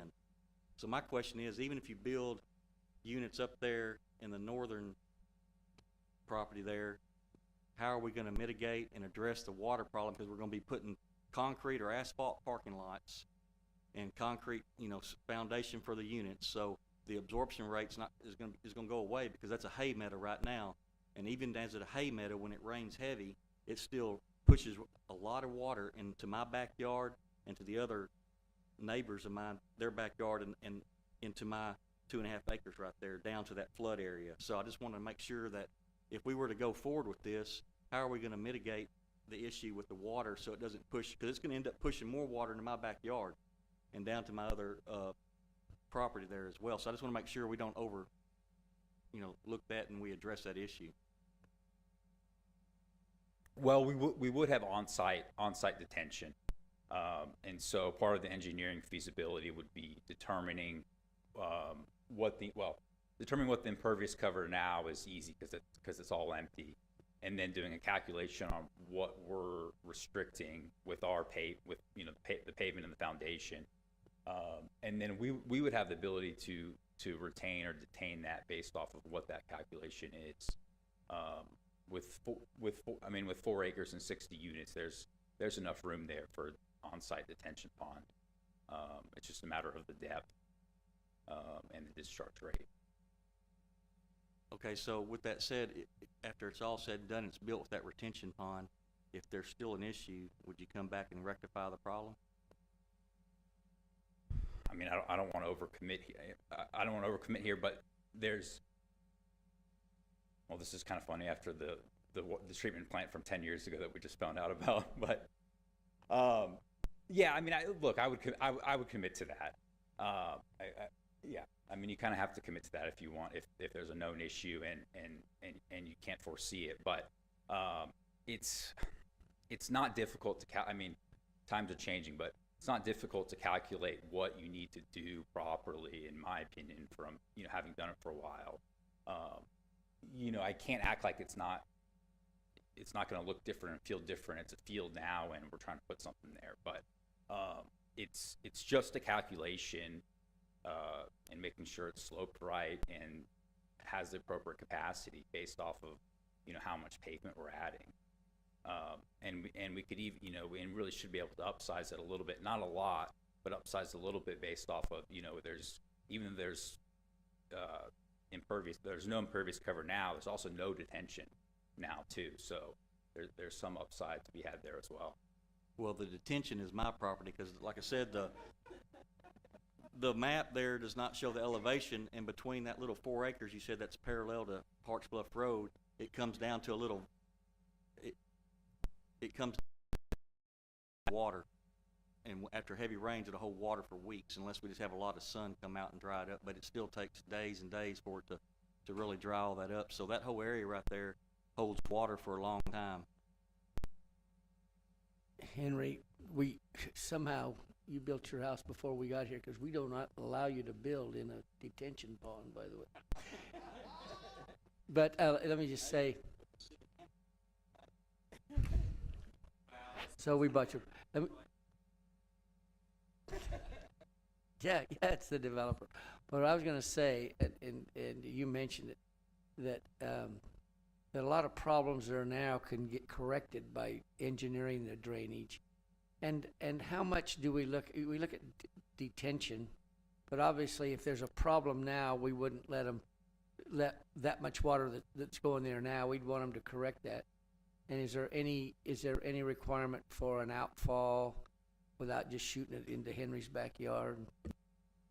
Right. So all those obviously very good questions, and those are questions that certainly would be answered through the development process. And part of that is when we go through the preliminary plat grading and drainage, we have our civil engineers obviously take a look at that to make sure that we're meeting all the proper ratios for hydraulics and hydrology for how that's going to affect either way. And just to make sure that we're not releasing any more than what is released, which doesn't answer your question, than what is there now. But that's obviously a concern, and it sounds to me like, well, from our engineering standards of design as well, we do require detention, and so on-site detention would probably be may be the way to handle that. But it's something that we'll certainly take a look at from the development standpoint as we move through the platting and site plan process and through the engineering as well. Also, Henry and City Council, if you remember back a year or so, we've been talking with residents in the Point North subdivision, and Henry mentioned they built it when they were in the county, and then we annexed it. And that subdivision was built with what we call country or ranchette style roads, which is a pavement with a ditch section on each side. And they've been successful in allowing those ditches to fill in. And a lot of them have their mailboxes sitting on top of what should be a swell. And so they really don't have any drainage there. It floods the streets and so forth. There's not much drainage there now. So so whatever we do, detention or whatever we let go, I just wanted to point out that there's the way to make it better is go back and restore, put those ditches back in. If we want to do that, that's a drainage thing. But having done that in my past, if there's so much water there and we say we'll put the ditches back in, sometimes it looks on paper that's going to drain, but then when you go dig the ditches, sometimes they're so huge and big that the residents say we're not going to live with a canal in our front yard kind of thing. So it may be that and also I'll say this: what's the name of the street that comes in off of Diane? It goes down to the end west and just stops, and there's no drainage, and it just sheets out into the pasture with no outfall.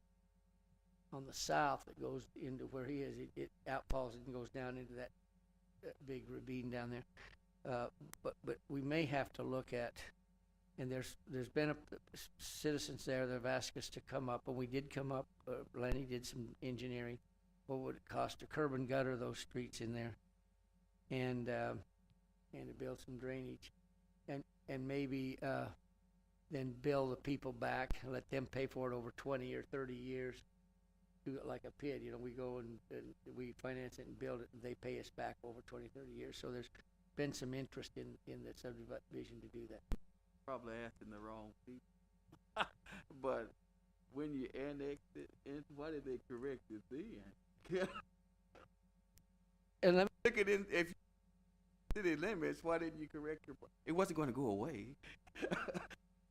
Hey, Ed, can I say just real quick, answer the question? I can answer part of that, in that since I'm the president of the HOA, when that happened, I came to the existing city management at that time, and they said it would be too much of an issue because there's only one street coming in with no other outlets, so it would create a problem with daily traffic flow in and out of that neighborhood. And so they left it at that because they didn't want to tackle this, this drainage issue that we have. does anybody remember why the city wanted to annex it? Because normally, you would say, let's fix the problem and then we'll annex it. But the street section's not a problem, except that it's not working like it was designed. And I'm afraid that there's so much water going through there now, as I've seen pictures. I'm not sure we have big enough ditches that would. It would be at this stage in life to go back in and force somebody to put curb and gutter. Some of those folks been there for years now. Some people don't fix the incomes and everything else. They may not be able to put that in like that and to pay. Well, most of the people that have curb and gutter paid for it somehow when they bought their house or whatever. So the concept is the city may be justified to go in and finance it over 20 or 30 years and let them pay it off monthly over that long time. If they want it, we do all the financing, show them what it would cost them and so forth, they'd sign up for it. Or we can say we annexed it, we bought it, we're gonna fix it. But there's a lot of that in town. I don't think we could afford to do any, that's why we gotta be real careful not to do that. Let me ask you a question. How many of these proposed projects have y'all reached out to across the state? How many do you have out right now?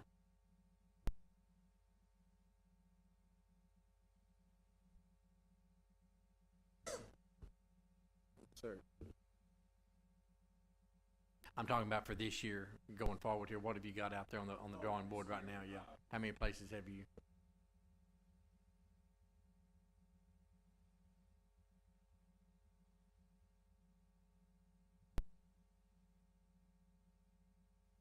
Are you restricted to only doing so many with the state each year, each entity like Trinity? Do you have a restriction there that you can just do so many cities? There is a restriction, and depending on how they're structured, depending on how it's structured, you'd be capped at 3. Do I remember? Have you been here before and made a presentation to Mount Pleasant? I have not. I have done some very preliminary work on a site here in Mount Pleasant, and so I've sent some materials to the city, but I never took it as far as we are right now. I think he was the third one when we were looking at 2 of them over on Tennyson, where you'd be the third. That's what I was thinking. Yeah. That's correct, and yeah, there was 2 other developments proposed on Tennyson, and they, just kind of looking at how the state awards it and it's competitive. I thought that,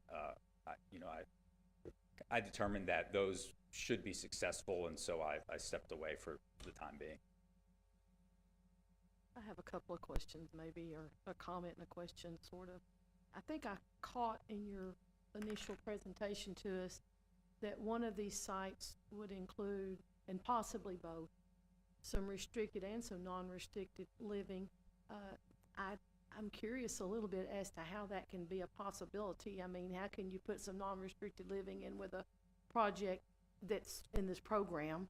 And then also, as another question is, just for clarity for me, because is it true that this, I know that there's been a couple ahead of you for this year to submit similar plans. Will the state only pick it? They may not pick any of them, right? They may not approve any. And what would be the odds that all 3 would be approved in the same calendar?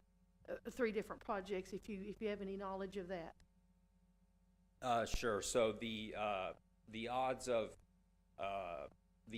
that 1, possibly 2 projects could be approved.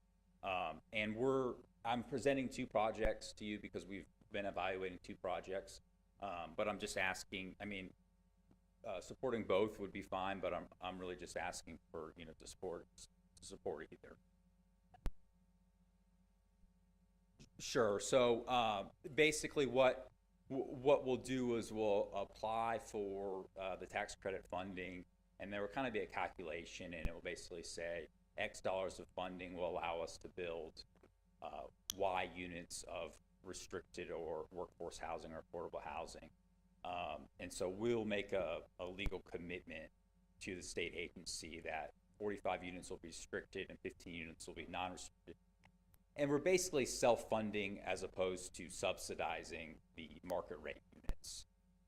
And there's absolutely no issue with commingling, if you will. And in fact, the big restriction is making sure that they don't physically label this unit market rate and this unit affordable. It's just a rotating basis of the number of units. So will there be a distinction in the units when they're on the ground, if this comes to fruition, between the restricted and the non-restricted unit themselves? In other words, it's just a certain amount of them at any given time will be available for restricted dwelling in than the other. So, but the units themselves are all the same as far as the style, look, finish. The units are all absolutely identical. It's a fair housing major, fair housing 101 red flag if you were to differentiate on a physical basis between the two. And in fact, you have to be very careful that on an annual basis that there's no, kind of pattern between which units are allocated to certain residents. Are we in a district area that seemed like last time we didn't get any of the two that we asked for, or three, but there was one approved, Sulphur Springs or Mount Vernon, something that knocked us out or something. So are we in a political? It's a 20 or 21 county region, and when I said there's one or two deals, those are the number of deals that will be approved in the entire region. And You may get one, but we're not gonna get two in the city of Bethlehem. It's tough to get one. Correct. We're actually approving two sites for you, though, is what you're asking for us to give the blessings to? For one or two, yes, sir. Tonight, you're approving both, but he's only gonna do one of whichever one works for you. Is that right? That's right, but they're both viable for us. So if there's grave concern or heartburn about one site over the other, then let's drop one site and move forward with the other site. Well, back to the potential runoff and water issues that I do know they exist out there, just from being a lifelong or almost lifelong resident here and being very involved in real estate transactions and all that. I would personally, I would rather see the one that would give the least amount of concern to the existing homeowners in that development as far as water and runoff, that sort of thing. That is a big issue, because I understand all you said, would you guarantee you'd address it? Well, once the project's completed, even if with our best efforts, sometimes we just don't seem to get it right. I've seen that over and over when I'm on the council, and it's real expensive, sometimes impossible to address some issues, because you begin to have limitations on what's available, then and all that, I guess, without then sewer drains and pumps and all the other things that it would take. So as far as that waiting goes, for me, definitely the site that would potentially give us the least amount of concern about water. And is this an annual renewal? Like, if you don't get approved this year, is this forever on these two sites, or how long does this approval we give tonight hold? So the approval tonight would just hold for this annual application round, and then if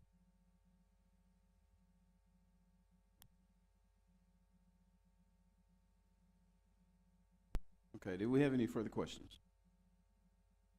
Okay, floor is open. I'll make a motion that we approve this resolution 23-3, this Mount Pleasant Trail for the proposed development for affordable rental housing. And I'm sure there are gonna be a lot of questions come up through planning and zoning, and if you get approved, you know, there'll be probably a lot of questions come through the city at that time, but to have our temporary blessings, I guess, to be able to take it to the state, I'll make the motion that we approve this. Do we have a second? I second. All right, we have a motion by, by Councilman Dale, second by Councilman Walker. Madam Secretary, record a vote, please. Aye. Aye. Aye. Aye. Motion carries unanimously. We appreciate you being here tonight for the presentation. Thank you all. Okay, I think you got one more. That was item 16. This is item 17. Consider approval of resolution 2023-4 Mount Pleasant Crossing development for affordable rental housing.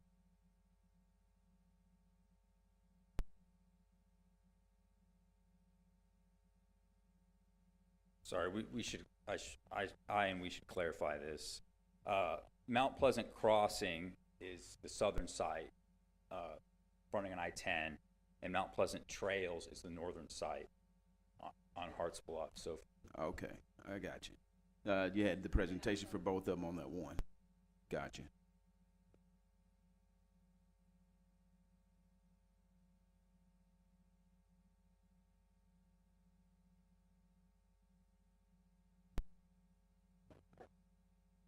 Okay. Okay, so, Kara, the votes and the motions and the votes will suffice for these both, right? Or do we have to do them separate because they're on that? Got, Have to submit this in his package, so I would do them separately. got you. All right, well, go ahead. So the first vote that we voted on, we were under the impression we were doing it for both. So how does that work, Gary?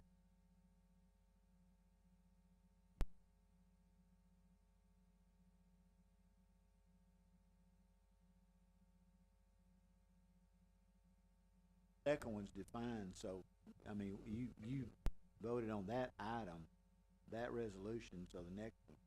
But he'll have probably two separate packages, maybe, however, so I think he probably wants two resolutions that says this side, that side. Right, that would make sense. So we've already discussed it. We'll just open the floor for a motion and carry on.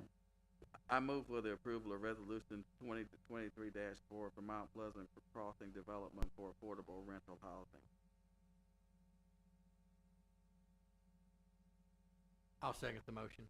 Have a motion by Councilman Walker, second by Councilman Dale. Madam Secretary, record a vote, please.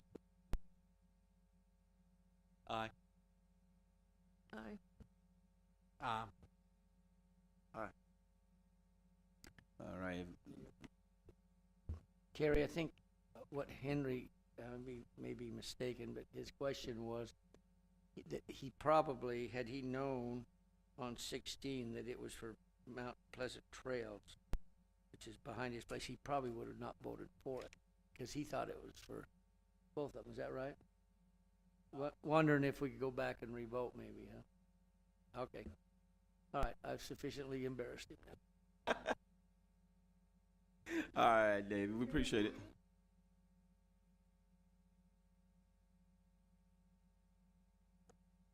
That's all he needs is that resolution, and it has that, as he said, token support, your sewer tap or whatever. So we've done a lot of these through the years, so that's all he needs, as far as I know. I understand what he's saying, but might as well get two in while you've got two that are, good sites on there, so might as well. All right, that vote was unanimous. We'll go ahead and close item 17, and at this time, we'll move on to our public comment section, which is item 18.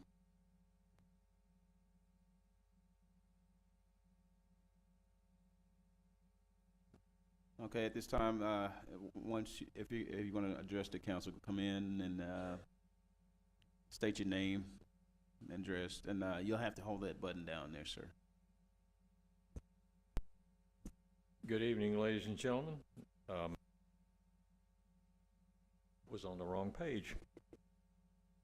I come to you tonight, as I said, my name is David Wall. I'm interested in agriculture. for Mount Pleasant, Titus County.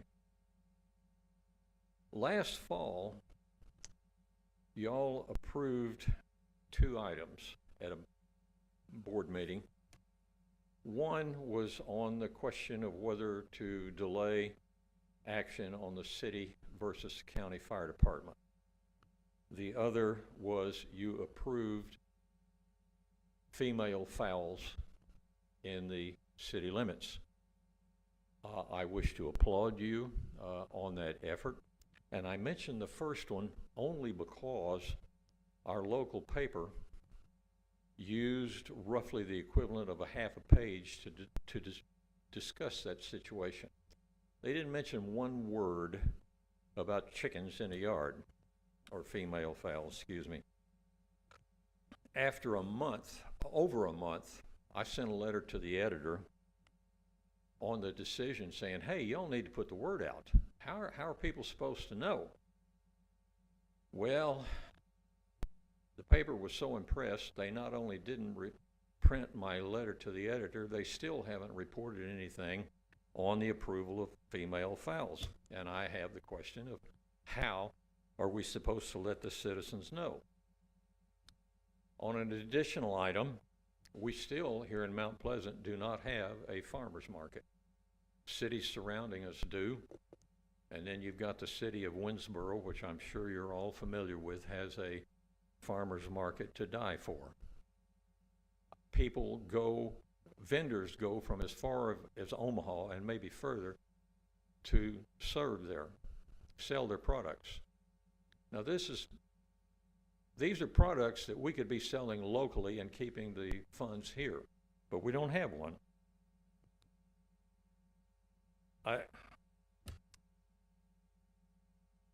The Chamber of Commerce, which was doing this, has basically lost interest. This, in 2022, to my knowledge, there was nothing done. 2021, Renee McCracken, Director of Agriculture at NTCC, tried to get one going, and from what I understand, the Chamber basically told her, we don't care, we're not interested. We got enough on our plate as it is. So,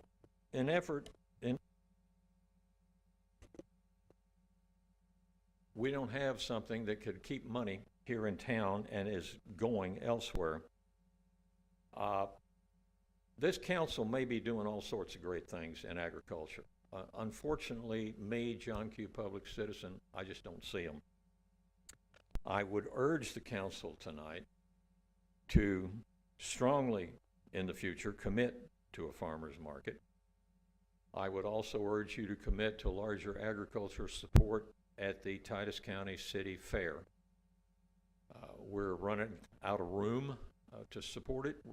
In the near future, we're probably going to have students wanting to display their animals. They're not going to be able to. There's not enough room. Rumor has it you all plan to move some of the baseball fields to the city sports park in the future. I hope that's true, and I hope it's soon. But an additional item, we need to make the public aware about the chickens, or the female fowls. Lastly, under ideal situations, either through the council or through the Chamber of Commerce, set up a committee to study how we can improve support to agriculture. It doesn't have to be a lot of people, but certainly there should be some city employees. I don't know about a council member, but certainly city employees. The Director of Agriculture for NTCC, and then 2 or 3 members at large. I believe nothing but good would come if you did that. That's my presentation. You got any questions? Thank you for updating us on some of that stuff. Of course, are you referring to in times past where vendors would sit up and sell produce on the courthouse square? Is it that kind of thing, David, that you're referring to? There it goes. Yes, ma'am, that's exactly what I'm referring to. And the beauty of that on the courthouse is you have a captive audience. with some exceptions, basically you can come in from the south or you can come in from the north. You go down one side and come back up the other. You've got a captive audience. After one, maybe two, I'm not sure, vendors said, hey, you're costing us business. They kicked us out of the square and put us over in the park over a couple of blocks. And it was no longer a captive audience. Vendors didn't even care about serving there. We need a location. I had an ideal setup in my mind, on the south side of the parking lot at the Civic Center. Put up some pavilions there, let them. Unfortunately, Chick-fil-A's kind of overruled that, and trust me, I don't want to mess with Chick-fil-A. I would think that on the courthouse square, of course, the city don't dictate what goes on the courthouse square. Would just be a comment I've got. I would think that would be the county.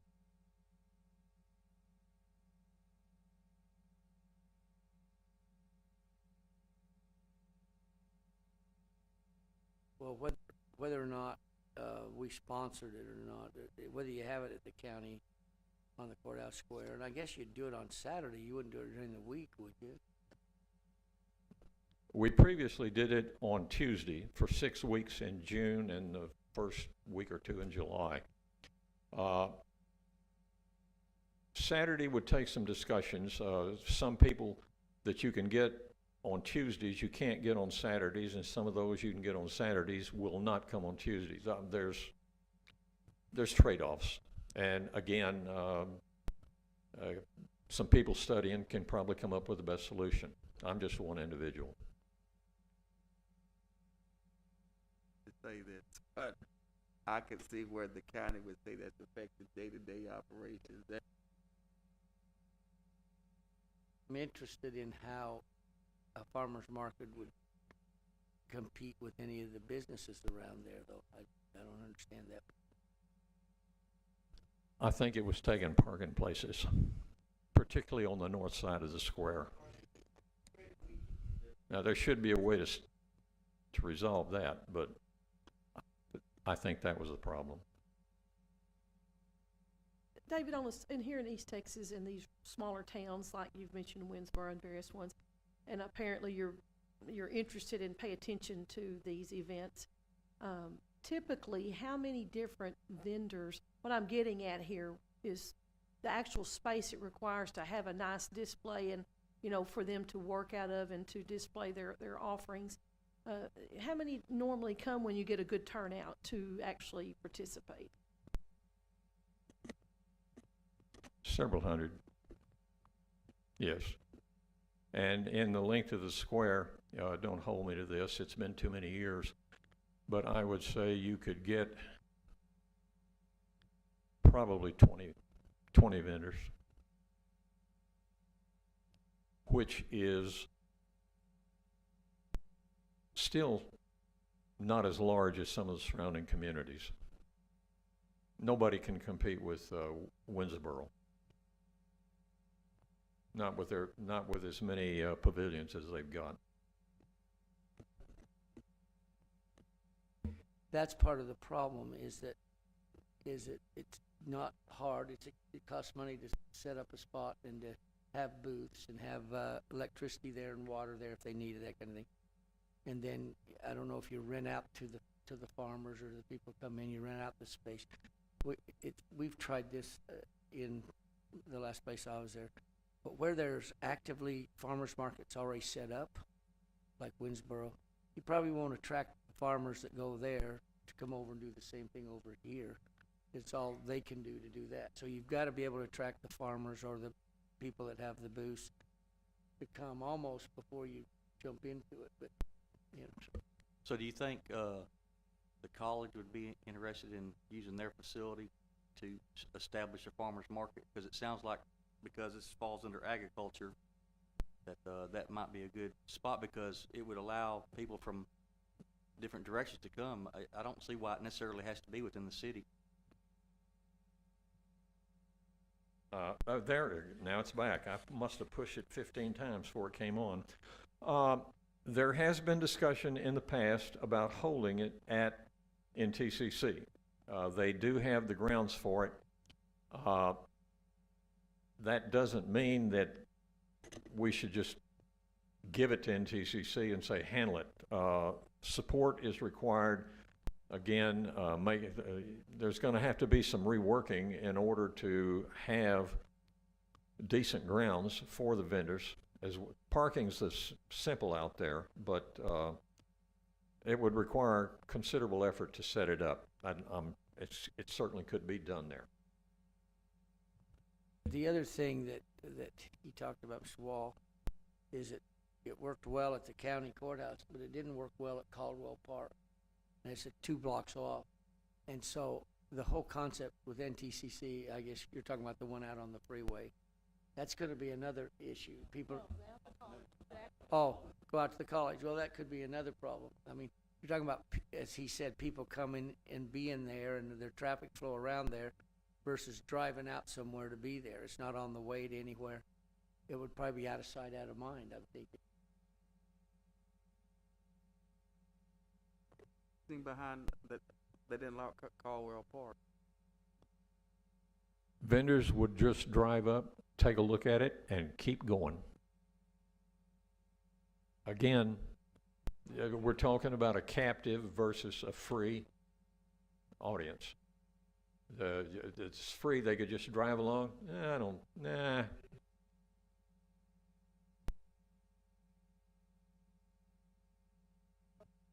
So how much space do you need for vendors besides parking? Exclusive of parking, the space that we had was 1 city block on the east side of the courthouse. And that was set up with the county, I believe, I would think. Most everything that's come through us is to do with the courthouse, is to do with the county as far as, I'm not understanding why did the county not want them on that property or something, or do you know? I mean, I'm not trying to pass, I'm just curious. From what I understand, it wasn't the county at all. It was the Chamber of Commerce. One store, possibly 2, but 1 for sure, complained that it was costing them money. The Chamber killed it and moved us. County, to my knowledge, county's never been involved. It's always been a Chamber event. We may want to, we probably can't solve it tonight. We may be able to, but probably not, and I would recommend maybe that we take it under consideration and talk. Let me just mention the female fowl. I think that's a nice way of saying chicken, isn't it? Chicken, female fowl. Anyway, yeah, okay. So, we did that ordinance a couple of years ago or so, and we discussed it and passed it last year. So what we can do is we can actually, we'll write the story on that. We have a marketing person here, Suzanne, will write that story, take some pictures. In fact, she's already talked about it, and we'll get it in the Tribune. Hudson Olds has been wanting to get me a picture with a chicken in my hand of my suit forever, and that's what's holding up there, because I ain't doing that. Yeah. And so we'll put that out. We'll put it on the website, and we'll do that. We haven't done that, but we'll do that real fast. So we'll take care of it. Chicken, yeah, right.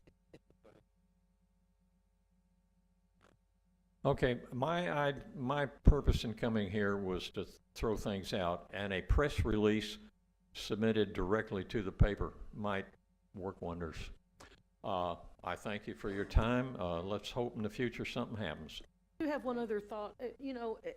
And I may need to be corrected, but talking about the fairgrounds out that the Fair Association uses, didn't they purchase quite a bit of property across the road back there behind the livestock pavilion on the east side? Maybe they're going to need to expand some of these things, especially for larger animals, to give the kiddos space to work their presentation. Yes, ma'am.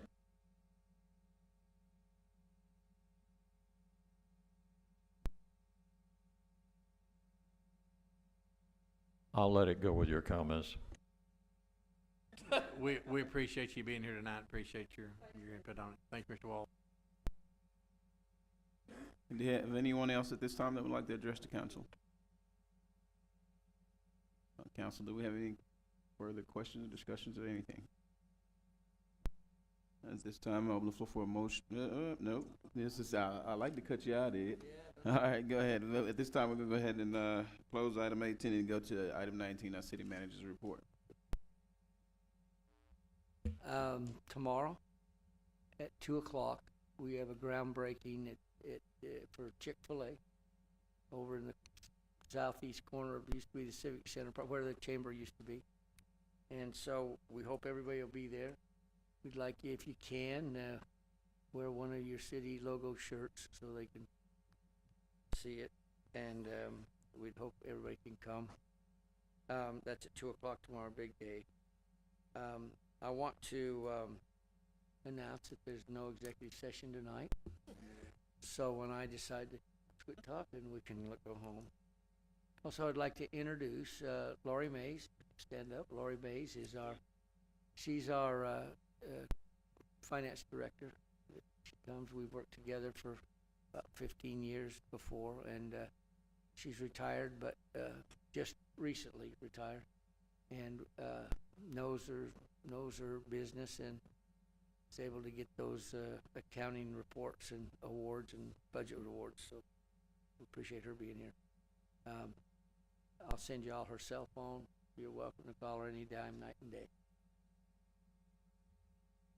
I want to make a comment tonight. I know how the city has looked so forward to Chick-fil-A and everything scheduled tomorrow, and I've been involved in it. But I've taken off work so many times for funerals for church members and loved ones in the last month or two. I'm not going to be able to make it tomorrow, and plus I have to be at school. Thank you, Councilman. Let's see here. Last Thursday, Candace Webster attended a graduation ceremony in Denton for her certification as a city secretary. She received her graduation diploma. Was there. I was going to be there with her, but I was sick and not able to go. But Annie was there for some other training. But anyway, she received that award. We're going to have another front page thing on her graduation ceremony there. Just wanted to say she's the first city secretary in the city of Mount Pleasant to be certified. It's a 2-year program, and she's been working on it since she's been here. I'd like to congratulate her on that.